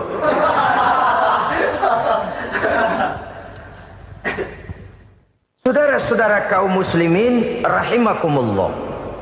Jadi dengan demikian, agama yang kita akui merupakan unsur mutlak di dalam pembangunan sekarang ini, merupakan bagian dari kehidupan yang menuntun kita bahwa di balik alam nyata ini, di balik alam syahadah ini ada alam gaib. Dan mudabbir, murabbi, yang mengatur, yang menguasai, yang memelihara baik dia alam nyata, baik dia alam gaib, tidak lain adalah Allah Subhanahu wa ta'ala. Di sana ada satu super power, satu maha kekuatan yang kita perlu bersandar kepadanya. Sebagai makhluk nyata yang hidup di alam nyata, berbuatlah secara nyata sebagaimana harusnya kita berbuat. Karena Islam jelas bukan agamanya orang pemalas. Islam jelas bukan agamanya orang yang mengajarkan setelah selesai sholat boleh duduk, nggelenggem ayam-ayam, ndelohom, menghitung bintang di langit sambil menunggu keajaiban. Tidak. Islam adalah agama yang mengajarkan apabila sholat sudah selesai kamu kerjakan, bertebaranlah di permukaan bumi, cari karunia Tuhanmu. Jangan hidup berpangku tangan menunggu keajaiban. Karena hidup bukan undian. Jangan berharap untung besar tanpa mau peras keringat. Tapi di sebalik itu toh kita juga harus yakin bahwa di sisi usaha nyata yang kita lakukan ada satu super power, satu maha kekuatan gaib yang menentukan berhasil dan tidaknya usaha kita. Kepercayaan kepada hal semacam inilah yang mendorong kita untuk mempunyai sandaran vertikal, agar jikalau usaha ini berhasil kita tidak lupa diri dan lupa daratan. Jikalau usaha ini gagal kita tidak putus asa dan buruk sangka, tidak cupik pandangan dan sempit hati, tapi mampu melihat persoalan dengan kacamata putih sambil husnuzon kepada Allah Subhanahu wa ta'ala. Kita percaya malaikat itu ada. Ada yang namanya raqib dan atid, mengawasi gerak hidup kita sampai kepada gerak hati kita. Ini memberikan sugesti agar kita berhati-hati. Tidak sejengkal tanah pun kita bisa berlindung dari pengawasan raqib dan atid. Ada munkar nakir yang akan menyoal kita di alam kubur. Ada malaikat Malik, penjaga neraka. Ada malaikat Ridwan yang menjaga surga. Kita percaya kepada adanya jin, kita percaya kepada adanya setan, iblis. Percaya kepada adanya, bukan mempercayai si setan, si iblis lalu menjadikannya sebagai teman. Tidak. Percaya bahwa mereka itu ada dan merupakan makhluk Allah yang gaib, yang diciptakan Allah Azza wa Jalla. Kepercayaan kepada alam gaib memberikan motivasi terhadap gerak lahir manusia, sehingga dengan motivasi kepercayaan kepada yang gaib, gerak lahir jadi lebih terarah, jadi lebih terpelihara. Pernah seseorang bertanya, "Pak, apakah adanya akhirat bisa dibuktikan secara ilmiah?" Saya bilang tidak bisa, tidak bisa. Kenapa? Karena yang berangkat nggak pernah pulang kemari lagi. Kalau dia pulang kemari bisa kita tanya bagaimana enak di sono. Cuma secara moral saya katakan, lebih beruntung orang yang percaya kepada akhirat daripada yang tidak. Sekarang saudara percaya akhirat ada, lalu saudara baik-baik di dunia, sholat, puasa, zakat, menolong orang lain, menebarkan kebajikan. Saudara mati, andai kata akhirat tidak ada, toh dalam hidup saudara sudah berbuat baik. Paling tidak nama saudara akan dikenang sebagai orang baik. Sebaliknya, saudara percaya, kata saya, bahwa akhirat tidak ada, lalu hidup semau-maunya, tenggelam dalam maksiat dan munkarat, menentang Allah, tidak mau ruku dan sujud, lalu saudara mati, kemudian akhirat ada, ayo mau apa? Bekal tidak punya. Jadi secara moral lebih beruntung orang yang percaya kepada adanya akhirat daripada yang tidak percaya. Dan itu alam gaib yang tidak bisa dibuktikan secara eksat. Jangankan untuk membuktikan seperti itu, dalam kehidupan sehari-hari saja yang kita rasakan tidak selalu berbentuk toh. Angin, bagaimana sih bentuknya angin? Kita tidak tahu. Merah, buktinya kalau dikerok merah. Yang merah itu kulit, yang kulit kita bukan anginnya. Sakit, rasa sakit itu ada, tapi bagaimana bentuk sakit? Kita nggak pernah tahu. Kalau kita makan cabai pedas, bagaimana bentuk pedas itu tidak ada, tapi rasa ada. Bentuk pedas hijau, cabainya bukan pedasnya. Tidak semua yang kita rasakan bisa kita gambarkan dalam bentuk yang konkret. Oleh karena itu, sekali lagi bahwa kepercayaan kepada alam yang gaib mampu memberikan satu sugesti yang menata kehidupan seseorang lebih lurus, lebih terarah, dan lebih terkendali. Maka wajar kalau kepercayaan kepada yang gaib mengantarkan seseorang untuk meraih kemenangan. Kenapa? Dia percaya kepada yang gaib, bahwa akhirat ada, bahwa alam kubur ada, bahwa pertanggungan jawab itu ada. Maka dia lalu tidak hidup saenae udele dewe gitu loh. Tidak hidup menurut seleranya sendiri, terarah, teratur. Ini cirinya yang pertama. Orang bertakwa yang akan meraih kemenangan, mereka beriman, mereka percaya kepada yang gaib. Bahkan hal-hal konkret saja selalu berangkat dari yang gaib.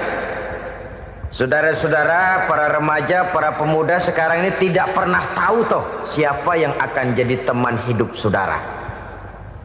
Kita bisa saja ngerancang, mentargetkan, tapi toh akhirnya yang namanya jodoh bukan kekuasaan kita. Rezeki di luar kemampuan kita. Begitu juga ajal. Maut, jodoh, ajal adalah contoh-contoh konkret bahwa pada akhirnya yang gaiblah yang menentukan. Bertahun-tahun ngelancong, emang jodoh seret, nggak jadi.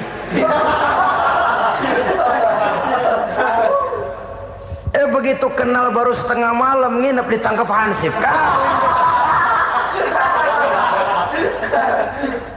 Hal-hal semacam itu kadang-kadang kita berpikir suuzon, gilet, perempuannya cakep banget, lakinya rebek amat.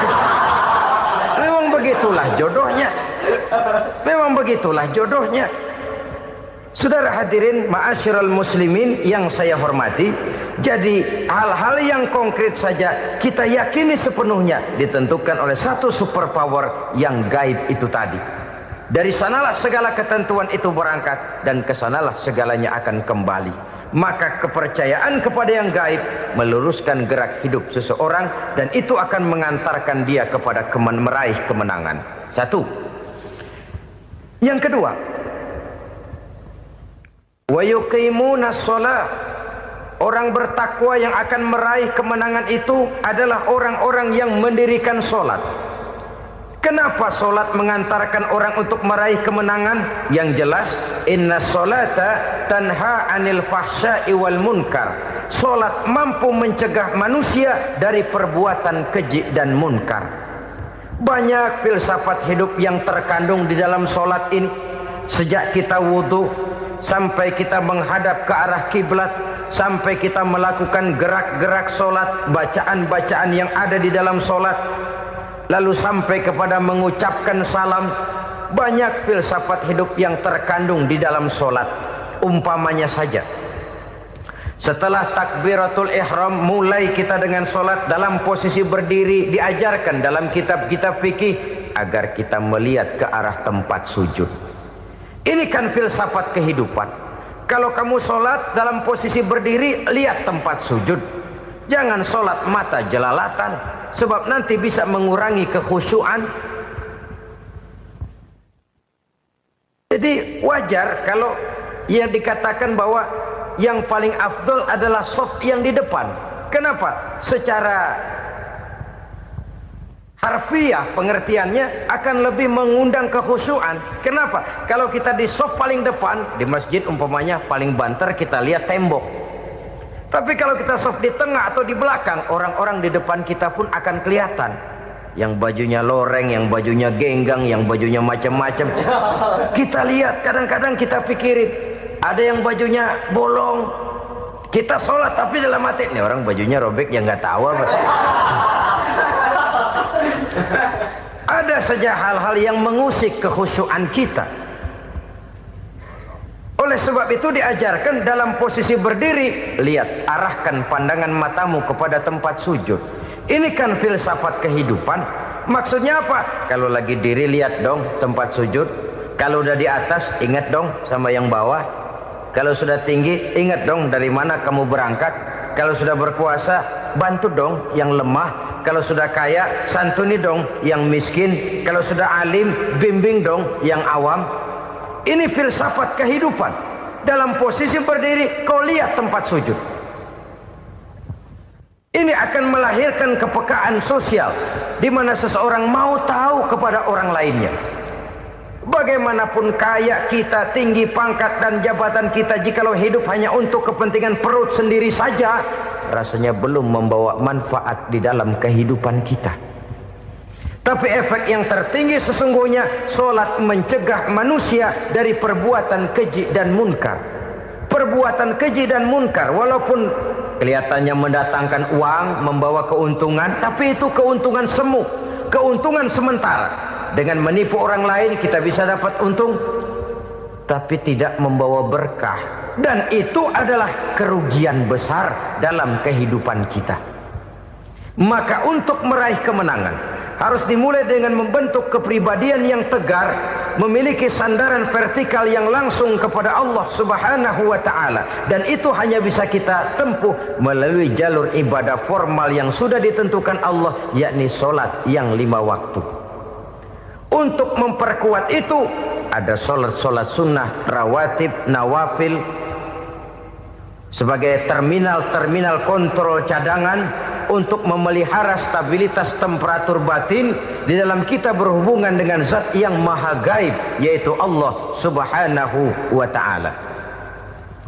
Orang sering bertanya, Pak, itu tetangga saya nggak sholat, duitnya nggak habis-habis, Pak. Nggak sholat tapi mobilnya tambah terus. Nggak sholat tapi usahanya makin maju. Tapi di sisi lain ada orang yang rajin sholat, rezekinya butak bener. Anaknya mana kurus, mana korengan.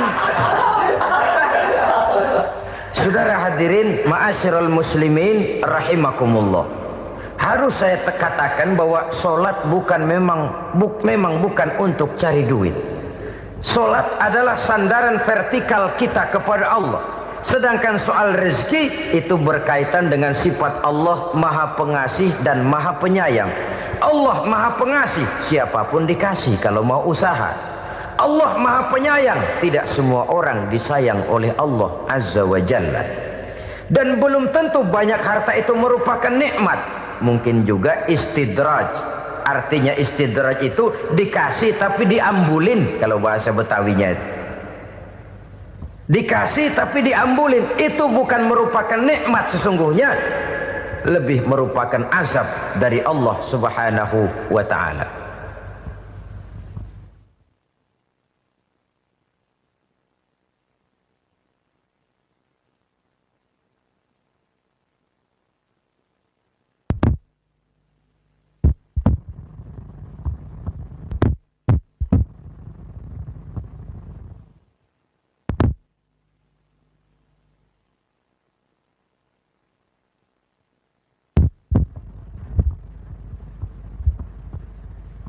Agama mempunyai sistem sholat, dan kita umat Islam telah dituntun oleh Allah Subhanahu wa ta'ala yang wajibnya 5 kali dalam sehari semalam mendirikan solat, dan itu tentu berada dalam jangkauan kemampuan manusia.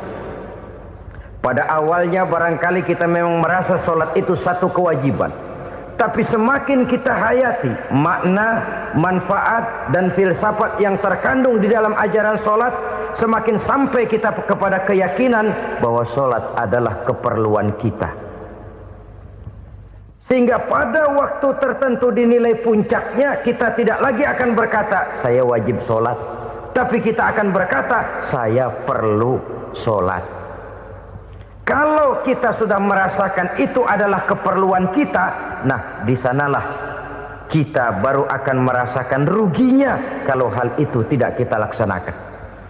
Sepanjang kita masih berkata saya wajib sholat, kita akan lebih merasakan dia sebagai beban ketimbang sebagai keperluan. Yang jelas Allah tidak memerlukan ibadah yang kita laksanakan ini. Dengan kata lain,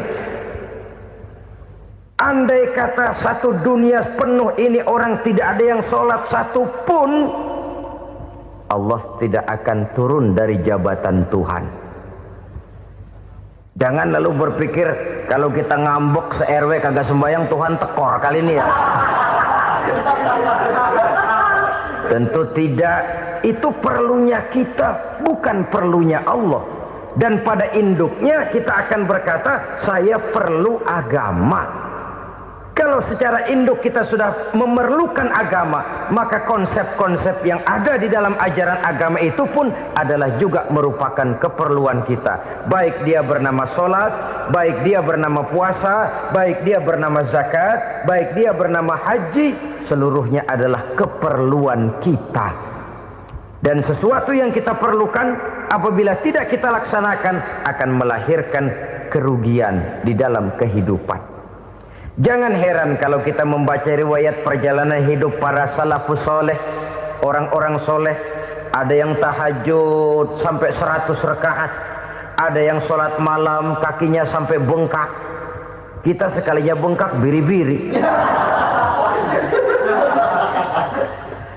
Ada yang sholat membaca surah dalam Al-Quran sampai khotam Quran. Kok mau? Mereka sudah merasakan itu keperluan. Itu saja soalnya.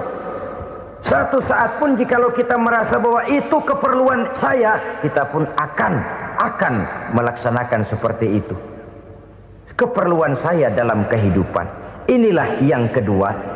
Yang ketiga, orang bertakwa yang akan meraih kemenangan itu, wa mimma razaqnahum yunfikun. Mereka membelanjakan sebagian daripada rezeki yang diberikan Allah kepada mereka. Mereka infakkan di jalan Allah. Ada satu dialog menarik. Satu hari seorang anak muda bertemu dengan seorang kakek-kakek yang sudah dikenalnya baik. Bertanyalah anak muda ini, "Kek, umur kakek berapa tahun?" 15 tahun, kata si kakek. Anak kakek berapa orang? 1. Harta kakek berapa banyak? 15 juta. Si anak muda ini bengong. Lalu protes, "Kok kakek bohongin saya?" "Kenapa?" "Saya tahu umur kakek 70 tahun. Kenapa ngaku 15? Saya tahu anak kakek 5. Kenapa bilang 1? Saya tahu kakek miliuner, miliaran uang kakek. Kenapa ngaku cuma 15 juta? Begini, kata si kakek tadi. Benar, umur saya 70 tahun. Tapi dari umur yang 70 tahun itu baru 15 tahun terakhir ini saya merasakan ibadah kepada Allah. Meninggalkan maksiat, jauh dari segala macam munkarat. Maka yang 15 tahun inilah yang benar-benar saya rasakan sebagai umur saya. Benar anak saya 5, tapi yang 4 susah diatur. Cuman 1 rasanya nih yang bakal jadi si buah hati belahan jantung pelanjut cerita penerus sejarah. Cuma 1 ini yang saya harapkan, yang akan jadi anak soleh, yang akan membuat saya menerima pensiunan pahala. Kalau yang 4 apek dah, nggak ada harapan. Yang satu nyekek botol melulu.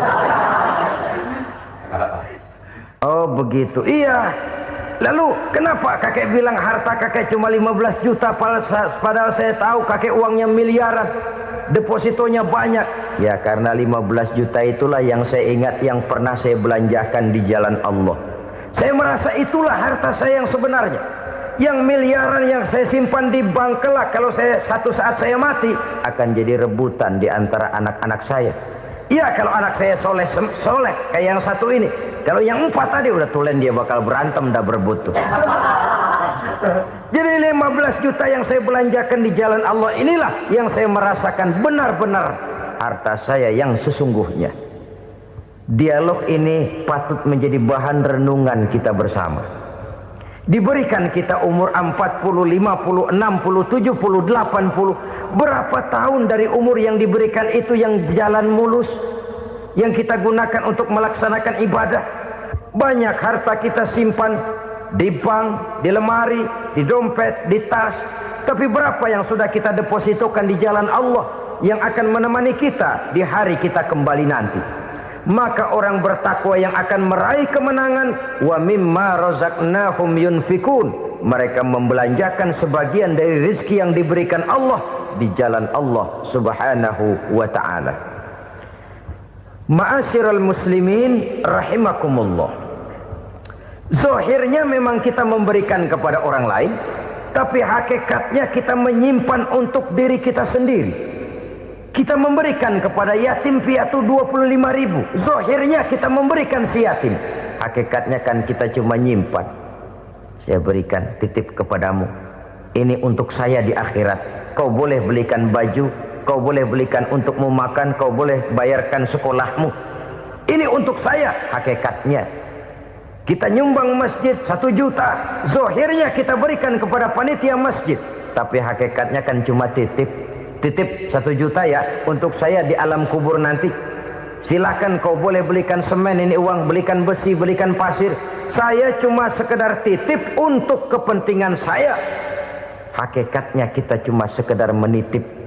Sebagaimanapun pada hakikatnya, apapun yang kita miliki dalam kehidupan kan cuma sekedar hak guna pakai, bukan hak milik mutlak. Harta kita, rumah kita, kendaraan kita, kebun kita, pabrik kita, hak guna pakai saja. Hak milik mutlak cuma untuk Allah subhanahu wa ta'ala. Saudara-saudara kaum muslimin rahimakumullah, ini yang ketiga. Kemudian yang keempat, orang-orang bertakwa yang akan meraih kemenangan,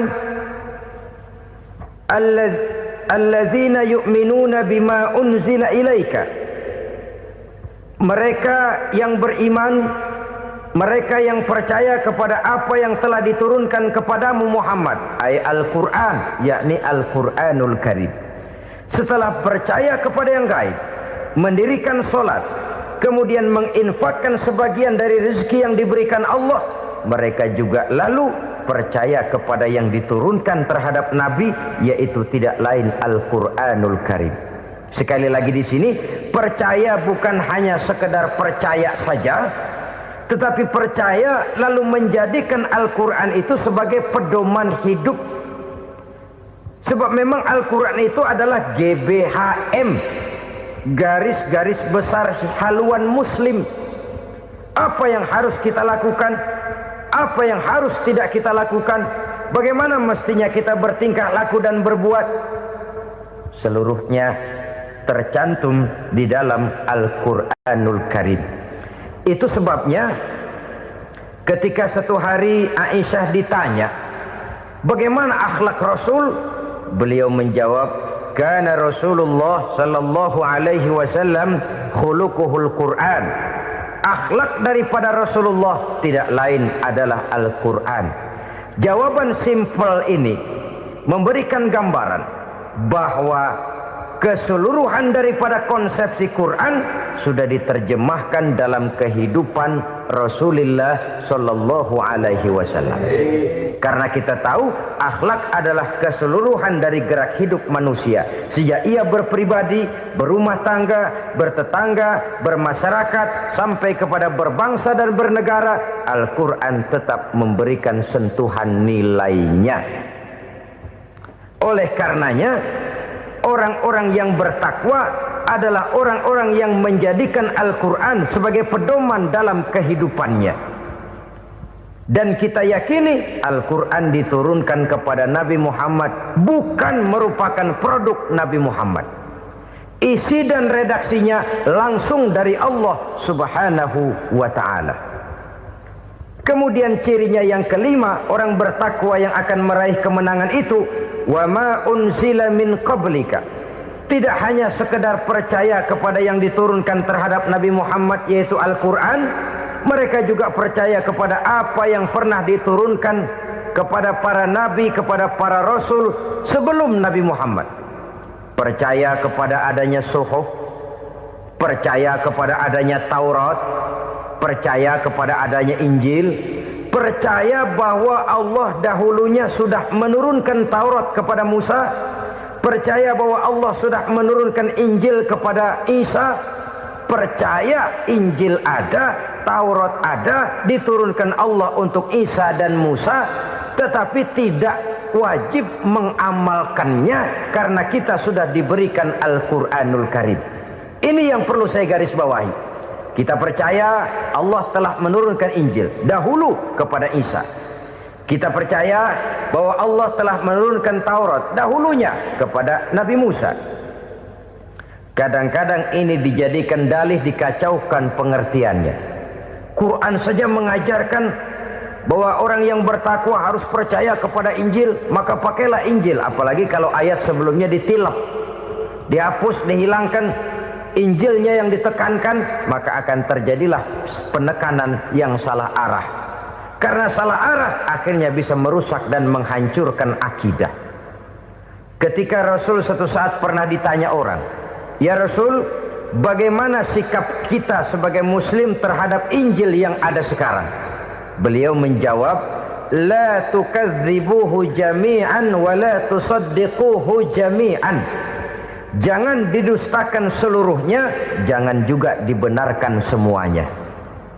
Artinya, ini sudah merupakan gambaran dari Rasul bahwa dalam Injil yang ada sekarang masih ada ajaran-ajaran tauhid yang dibawa oleh Nabi Isa dan diajarkan kepada umatnya. Tapi juga dalam Injil yang sekarang ini sudah terkena intervensi dan investasi manusiawi. Karena itu Rasul menyimpulkan, la tukadzibuhu jami'an wa la tusaddiquhu jami'an. Jangan didustakan semua, jangan dibenarkan seluruhnya. Kita memang percaya Allah telah menurunkan Injil kepada Nabi Isa dulu, tapi kita tidak wajib mengamalkan Injil. Kita percaya Allah telah menurunkan Taurat kepada Nabi Musa, tapi kita tidak wajib mengamalkan kitab ajaran Taurat. Yang wajib kita percayai dan kita amalkan hanyalah Al-Quranul Karim. Kenapa? Oleh karena baik yang ada di dalam Taurat, baik yang ada di dalam Injil, tentu tercakup di dalam Al-Quran sebagai kitab terakhir yang diturunkan oleh Allah Subhanahu wa ta'ala. Dan itu wajar. Kalau seorang pejabat mau mengeluarkan satu keputusan baru, tentu dia harus meninjau keputusan-keputusan lama. Andai kata dianggap tidak berlaku, dianggap tidak relevan lagi, maka keputusan-keputusan lama itu tentu sudah dianggap tidak berlaku. Sebagian daripada aturan-aturan dalam keputusan lama yang masih dianggap relevan tercantum dalam keputusan baru yang wajib diamalkan. Begitulah hubungannya antara Al-Quran, Taurat, Zabur, dan Injil. 4 kitab samawi yang diturunkan Allah masing-masing kepada Zabur untuk Nabi Daud, Taurat untuk Nabi Musa, dan Injil untuk Nabi Isa alaihi wassalatu wassalam. Ketiga-tiga kitab itu kita percayai adanya, Kita yakini Allah telah menurunkan Zabur, Taurat dan Injil, tapi kita tidak wajib mengamalkannya. Yang wajib kita mengamalkannya sekarang ini tidak lain hanyalah Al-Quranul Karim saja, karena ia mencakup apa yang ada di dalam Zabur, apa yang ada di dalam Taurat, dan apa yang ada di dalam Injil. Keotentikannya bisa dipertanggungjawabkan. Ya, tapi kan Nabi Muhammad sudah mati 14 abad yang lalu, dan di zaman beliau Al-Quran kan belum dikodifikasikan, belum ditulis. Bagaimana keotentikannya bisa dipertanggungjawabkan? Mudah saja. Allah berjanji, inna nahnu nazzalna dzikra wa inna lahu lahafizun. Kami yang menurunkan Al-Quran dan kami yang akan menjaga dan memeliharanya. Allah turunkan Quran, Allah menjaganya. Bagaimana cara Allah menjaga Al-Quran itu? Banyaknya orang-orang yang hafaz Al-Quran. Hafaz Al-Quran 30 juz, 114 surah, 6.666 ayat. Sehingga jangankan satu kata, jangankan satu ayat, satu kalimat saja berubah, sudah akan timbul reaksi dan mudah dimengerti. Kenapa? Banyak orang-orang yang hafaz Al-Quran. Sedangkan pada setiap akhir tahun biasanya malaikat Jibril selalu mengadakan checking terhadap ayat-ayat yang diturunkan pada waktu itu. Di zaman Nabi sendiri sudah ada usaha kodifikasi. Dan yang lebih luar biasa lagi, sampai hari ini tidak seorang pun mampu membuat satu ayat saja semacam Al-Quran.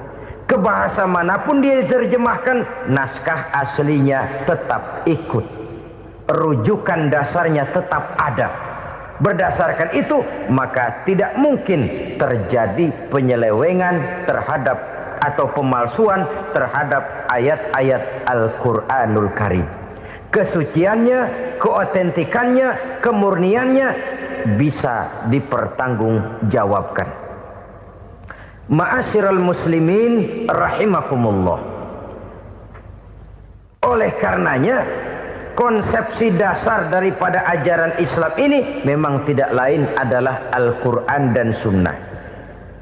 Isi daripada agama Islam yang merupakan iman, Islam dan ihsan, konsepsi dasarnya tidak lain adalah Al-Quran dan Sunnah Rasulullah Sallallahu Alaihi Wasallam. Maka yang kita perlukan sekarang ini adalah terjemahan Al-Quran di dalam kehidupan kita. Dengan demikian, maka gaya kehidupan yang lebih Qurani itulah yang kita dambakan. Kita perlu memang terjemahan Quran dalam bahasa Inggris, dalam bahasa Belanda, dalam bahasa Jepang, tapi yang lebih kita perlukan adalah terjemahan Quran di dalam kehidupan kita.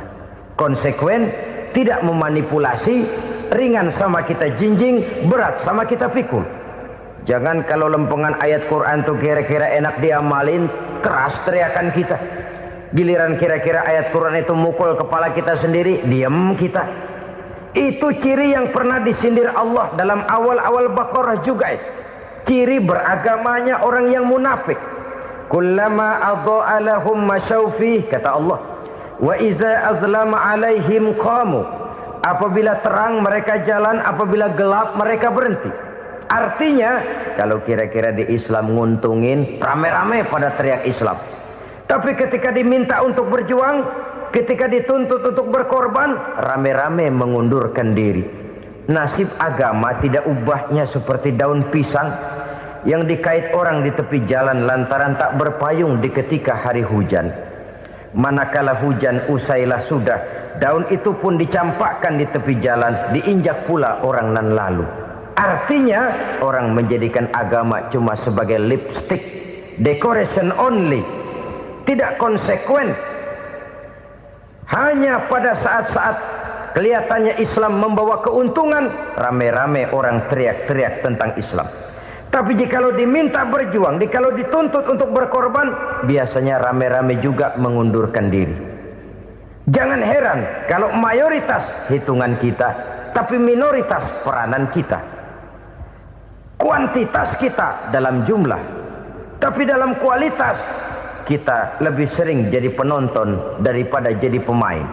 Padahal itu sangat tidak boleh terjadi. Umat Islam di Indonesia harus bangkit. Umat Islam di Indonesia harus sadar akan keberadaannya. Tidak boleh hanya jadi penonton berpangku tangan, karena memang agama kita juga mengajarkan untuk konsekuen di dalam menjabarkan ajaran-ajaran daripada agama kita. Kita sering jatuh menjadi umat yang lemah oleh karena kita ini tidak pandai menggalang kebersamaan yang diakibatkan tidak konsekuennya kita. Diistilahkan bahwa umat Islam di dalam menggalang kebersamaannya itu harus seperti orang main sepak bola. Saudara-saudara kan tahu orang main sepak bola itu. Orang main sepak bola, kalau pertandingan belum dimulai sih silakan saja kumpul di luar lapangan, atur strategi yang baik. Tapi kalau pertandingan sudah dimulai, turun ke lapangan hijau, jangan kumpul terus. Ada sepak bola gotong royong, mundur-mundur rame-rame, depan ke depan kumpul melulu mainnya. Kalah. Orang main sepak bola itu ya harus ada penyerang tengah, harus ada penjaga gawang, harus ada strikernya, harus ada kiri luarnya, kanan dalamnya yang jadi backnya. Posisi boleh bermacam-macam, tapi yang penting saling ngoper untuk menggolkan gawang lawan. Begitulah umat Islam ini. Boleh ada yang jadi pejabat, boleh ada yang jadi pengusaha, boleh ada yang jadi petani, silakan ada yang jadi seniman, ada yang jadi penyair, ada yang jadi artis sekalipun. Tapi kalau sudah berhasil menguasai bola, jangan lupa operannya. Operan itu yang langka. Kita ini muslim kadang-kadang kalau sudah memegang menguasai bola, kalau belum mau mampus, belum mau ngoper. Nanti kalau sudah nggak punya bola, baru mau ngoper. Kalau sudah dengar-dengar mau dekat pensiun, baru mau jihad, baru mau berjuang, baru mau ngurus pesantren. Tanda tangan sudah tidak laku, memo sudah tidak dihargai, baru mau berjuang. Kemarin kemana mas? Kita tidak pandai memanfaatkan posisi. Dengan kata lain, kalau kembali kepada persoalan kita, konsekuensi kita terhadap agama yang kita anut ini belum ideal. Kita masih lebih sering berislam ini pada saat-saat yang menurut perhitungan kita membawa keuntungan.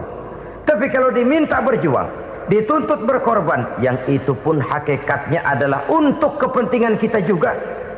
Allah tidak pernah menuntut kita untuk jihad bagi kepentingan Allah, itu tidak. Berjuang menegakkan agama Allah, apakah untuk kepentingan Allah? Tidak. Untuk kepentingan kita. Sebab nilai-nilai jihad itu pada akhirnya akan membawa kita kepada suatu kebahagiaan. Setidaknya kalau tidak di dunia, tentu di akhirat sebagai syahid. Oleh karena itu, pada bagian akhir ini saya ingin mengajak, marilah kita konsekuen. Sekali kita berkitabkan Al-Quranul Karim, mari dia kita jadikan pedoman. Jangan cuma kita jadikan sebagai penghias dinding, pelengkap rumah, bahwa di rumah kita ada Al-Quran, tapi yang baca kecoa. Habis pada bolong tuh Quran. Yang penting kan punya Quran. Ditaruh di pintu rumah. Biar apa? Biar kuntilanak kagak masuk katanya. Ya apa itu nasib Quran, cuma kerjanya jaga pintu, ngusir kuntilanak, ngusir memedi. Bagaimana kita hidup menurut tuntunan Al-Quran? Kadang-kadang tidak pernah menjadi masalah bagi kita. Maka bagaimanakah Al-Quran akan mungkin membawa keberkahan dalam hidup kalau ajarannya kita injak-injak dalam keseharian kita? Mewujudkan gaya hidup yang lebih Qurani, itulah yang akan kita rintis di dalam kehidupan kita. Bertahap, step by step, menurut kemampuan yang ada pada kita. Jika jalan ini tidak bisa kita selesaikan, percayalah akan ada generasi penerus yang akan melanjutkan usaha dan cita-cita mulia itu. Jadi percaya kepada Taurat, percaya kepada Injil, sekadar percaya Allah dahulunya sudah menurunkan itu, tapi kita tidak wajib mengamalkannya. Kenapa? Generasi Injil masa berlakunya sudah kedaluarsa. Taurat masa berlakunya sudah kedaluarsa. Injil pernah berlaku untuk orang Nasrani di zaman Nabi Isa. Taurat pernah berlaku untuk orang Yahudi di zaman Nabi Musa. Setelah generasinya berlalu, datang Rasul penutup yang membawa Al-Quranul Karim, maka Al-Quran itulah yang berlaku menjadi pedoman sampai hari akhir nanti. Jangan jauh dari Al-Quran, karena apabila ini kita lakukan, maka kita akan kembali kepada satu gaya hidup yang jauh dari tuntunan agama, dan itu artinya kita akan semakin jauh untuk meraih kemenangan. Saudara-saudara kaum muslimin rahimakumullah. Yang keenam, yang terakhir, orang-orang bertakwa yang akan meraih kemenangan itu wabil akhirati hum yuqinun. Mereka percaya, mereka yakin seyakin-yakinnya akan adanya hari akhir, di mana seseorang akan mempertanggungjawabkan seluruh perbuatannya di dalam hidup ini. Dan tidak ada satu perbuatan yang bagaimana kecilnya sekalipun, yang tersembunyi dalam pandangan manusia, yang tidak akan dibukakan persoalannya di mahkamah Qadi Rabbul Jalil di akhirat nanti.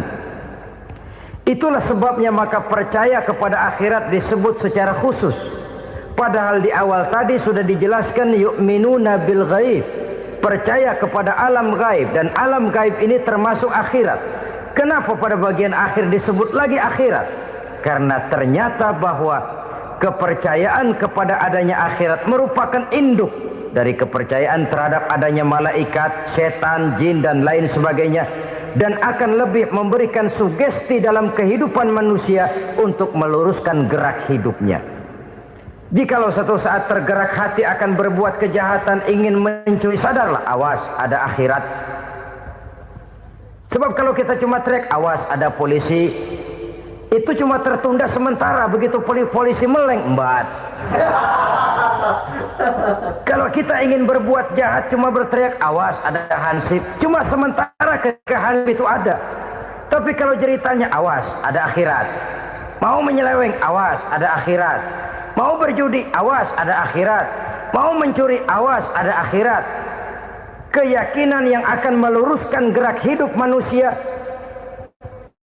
sehingga gerak itu jadi lebih terarah dan terkontrol, tidak merugikan baik diri sendiri, lebih-lebih orang lain. Ternyata bahwa kepercayaan kepadanya adanya hari akhirat sanggup menjadi sumber daya kontrol dari kehidupan manusia, sehingga ia tidak terjebak dalam perbuatan maksiat dan munkarat. Saudara-saudara kaum muslimin, inilah saja yang kita bicarakan pada pertemuan kali ini. Semoga Allah subhanahu wa ta'ala memberikan kekuatan zahir dan batin kepada kita untuk dapat meraih kemenangan dengan beriman kepada yang gaib, mendirikan solat, membelanjakan sebagian dari rezeki yang diberikan Allah, percaya kepada Al-Quran, beriman kepada kitab-kitab yang diturunkan sebelum Al-Quran, lalu meyakini adanya hari akhirat. Terima kasih atas segala perhatian, mohon maaf atas segala kekurangan. Usikum wa nafsi bitaqwallah. Wassalamualaikum warahmatullahi wabarakatuh. Waalaikumsalam.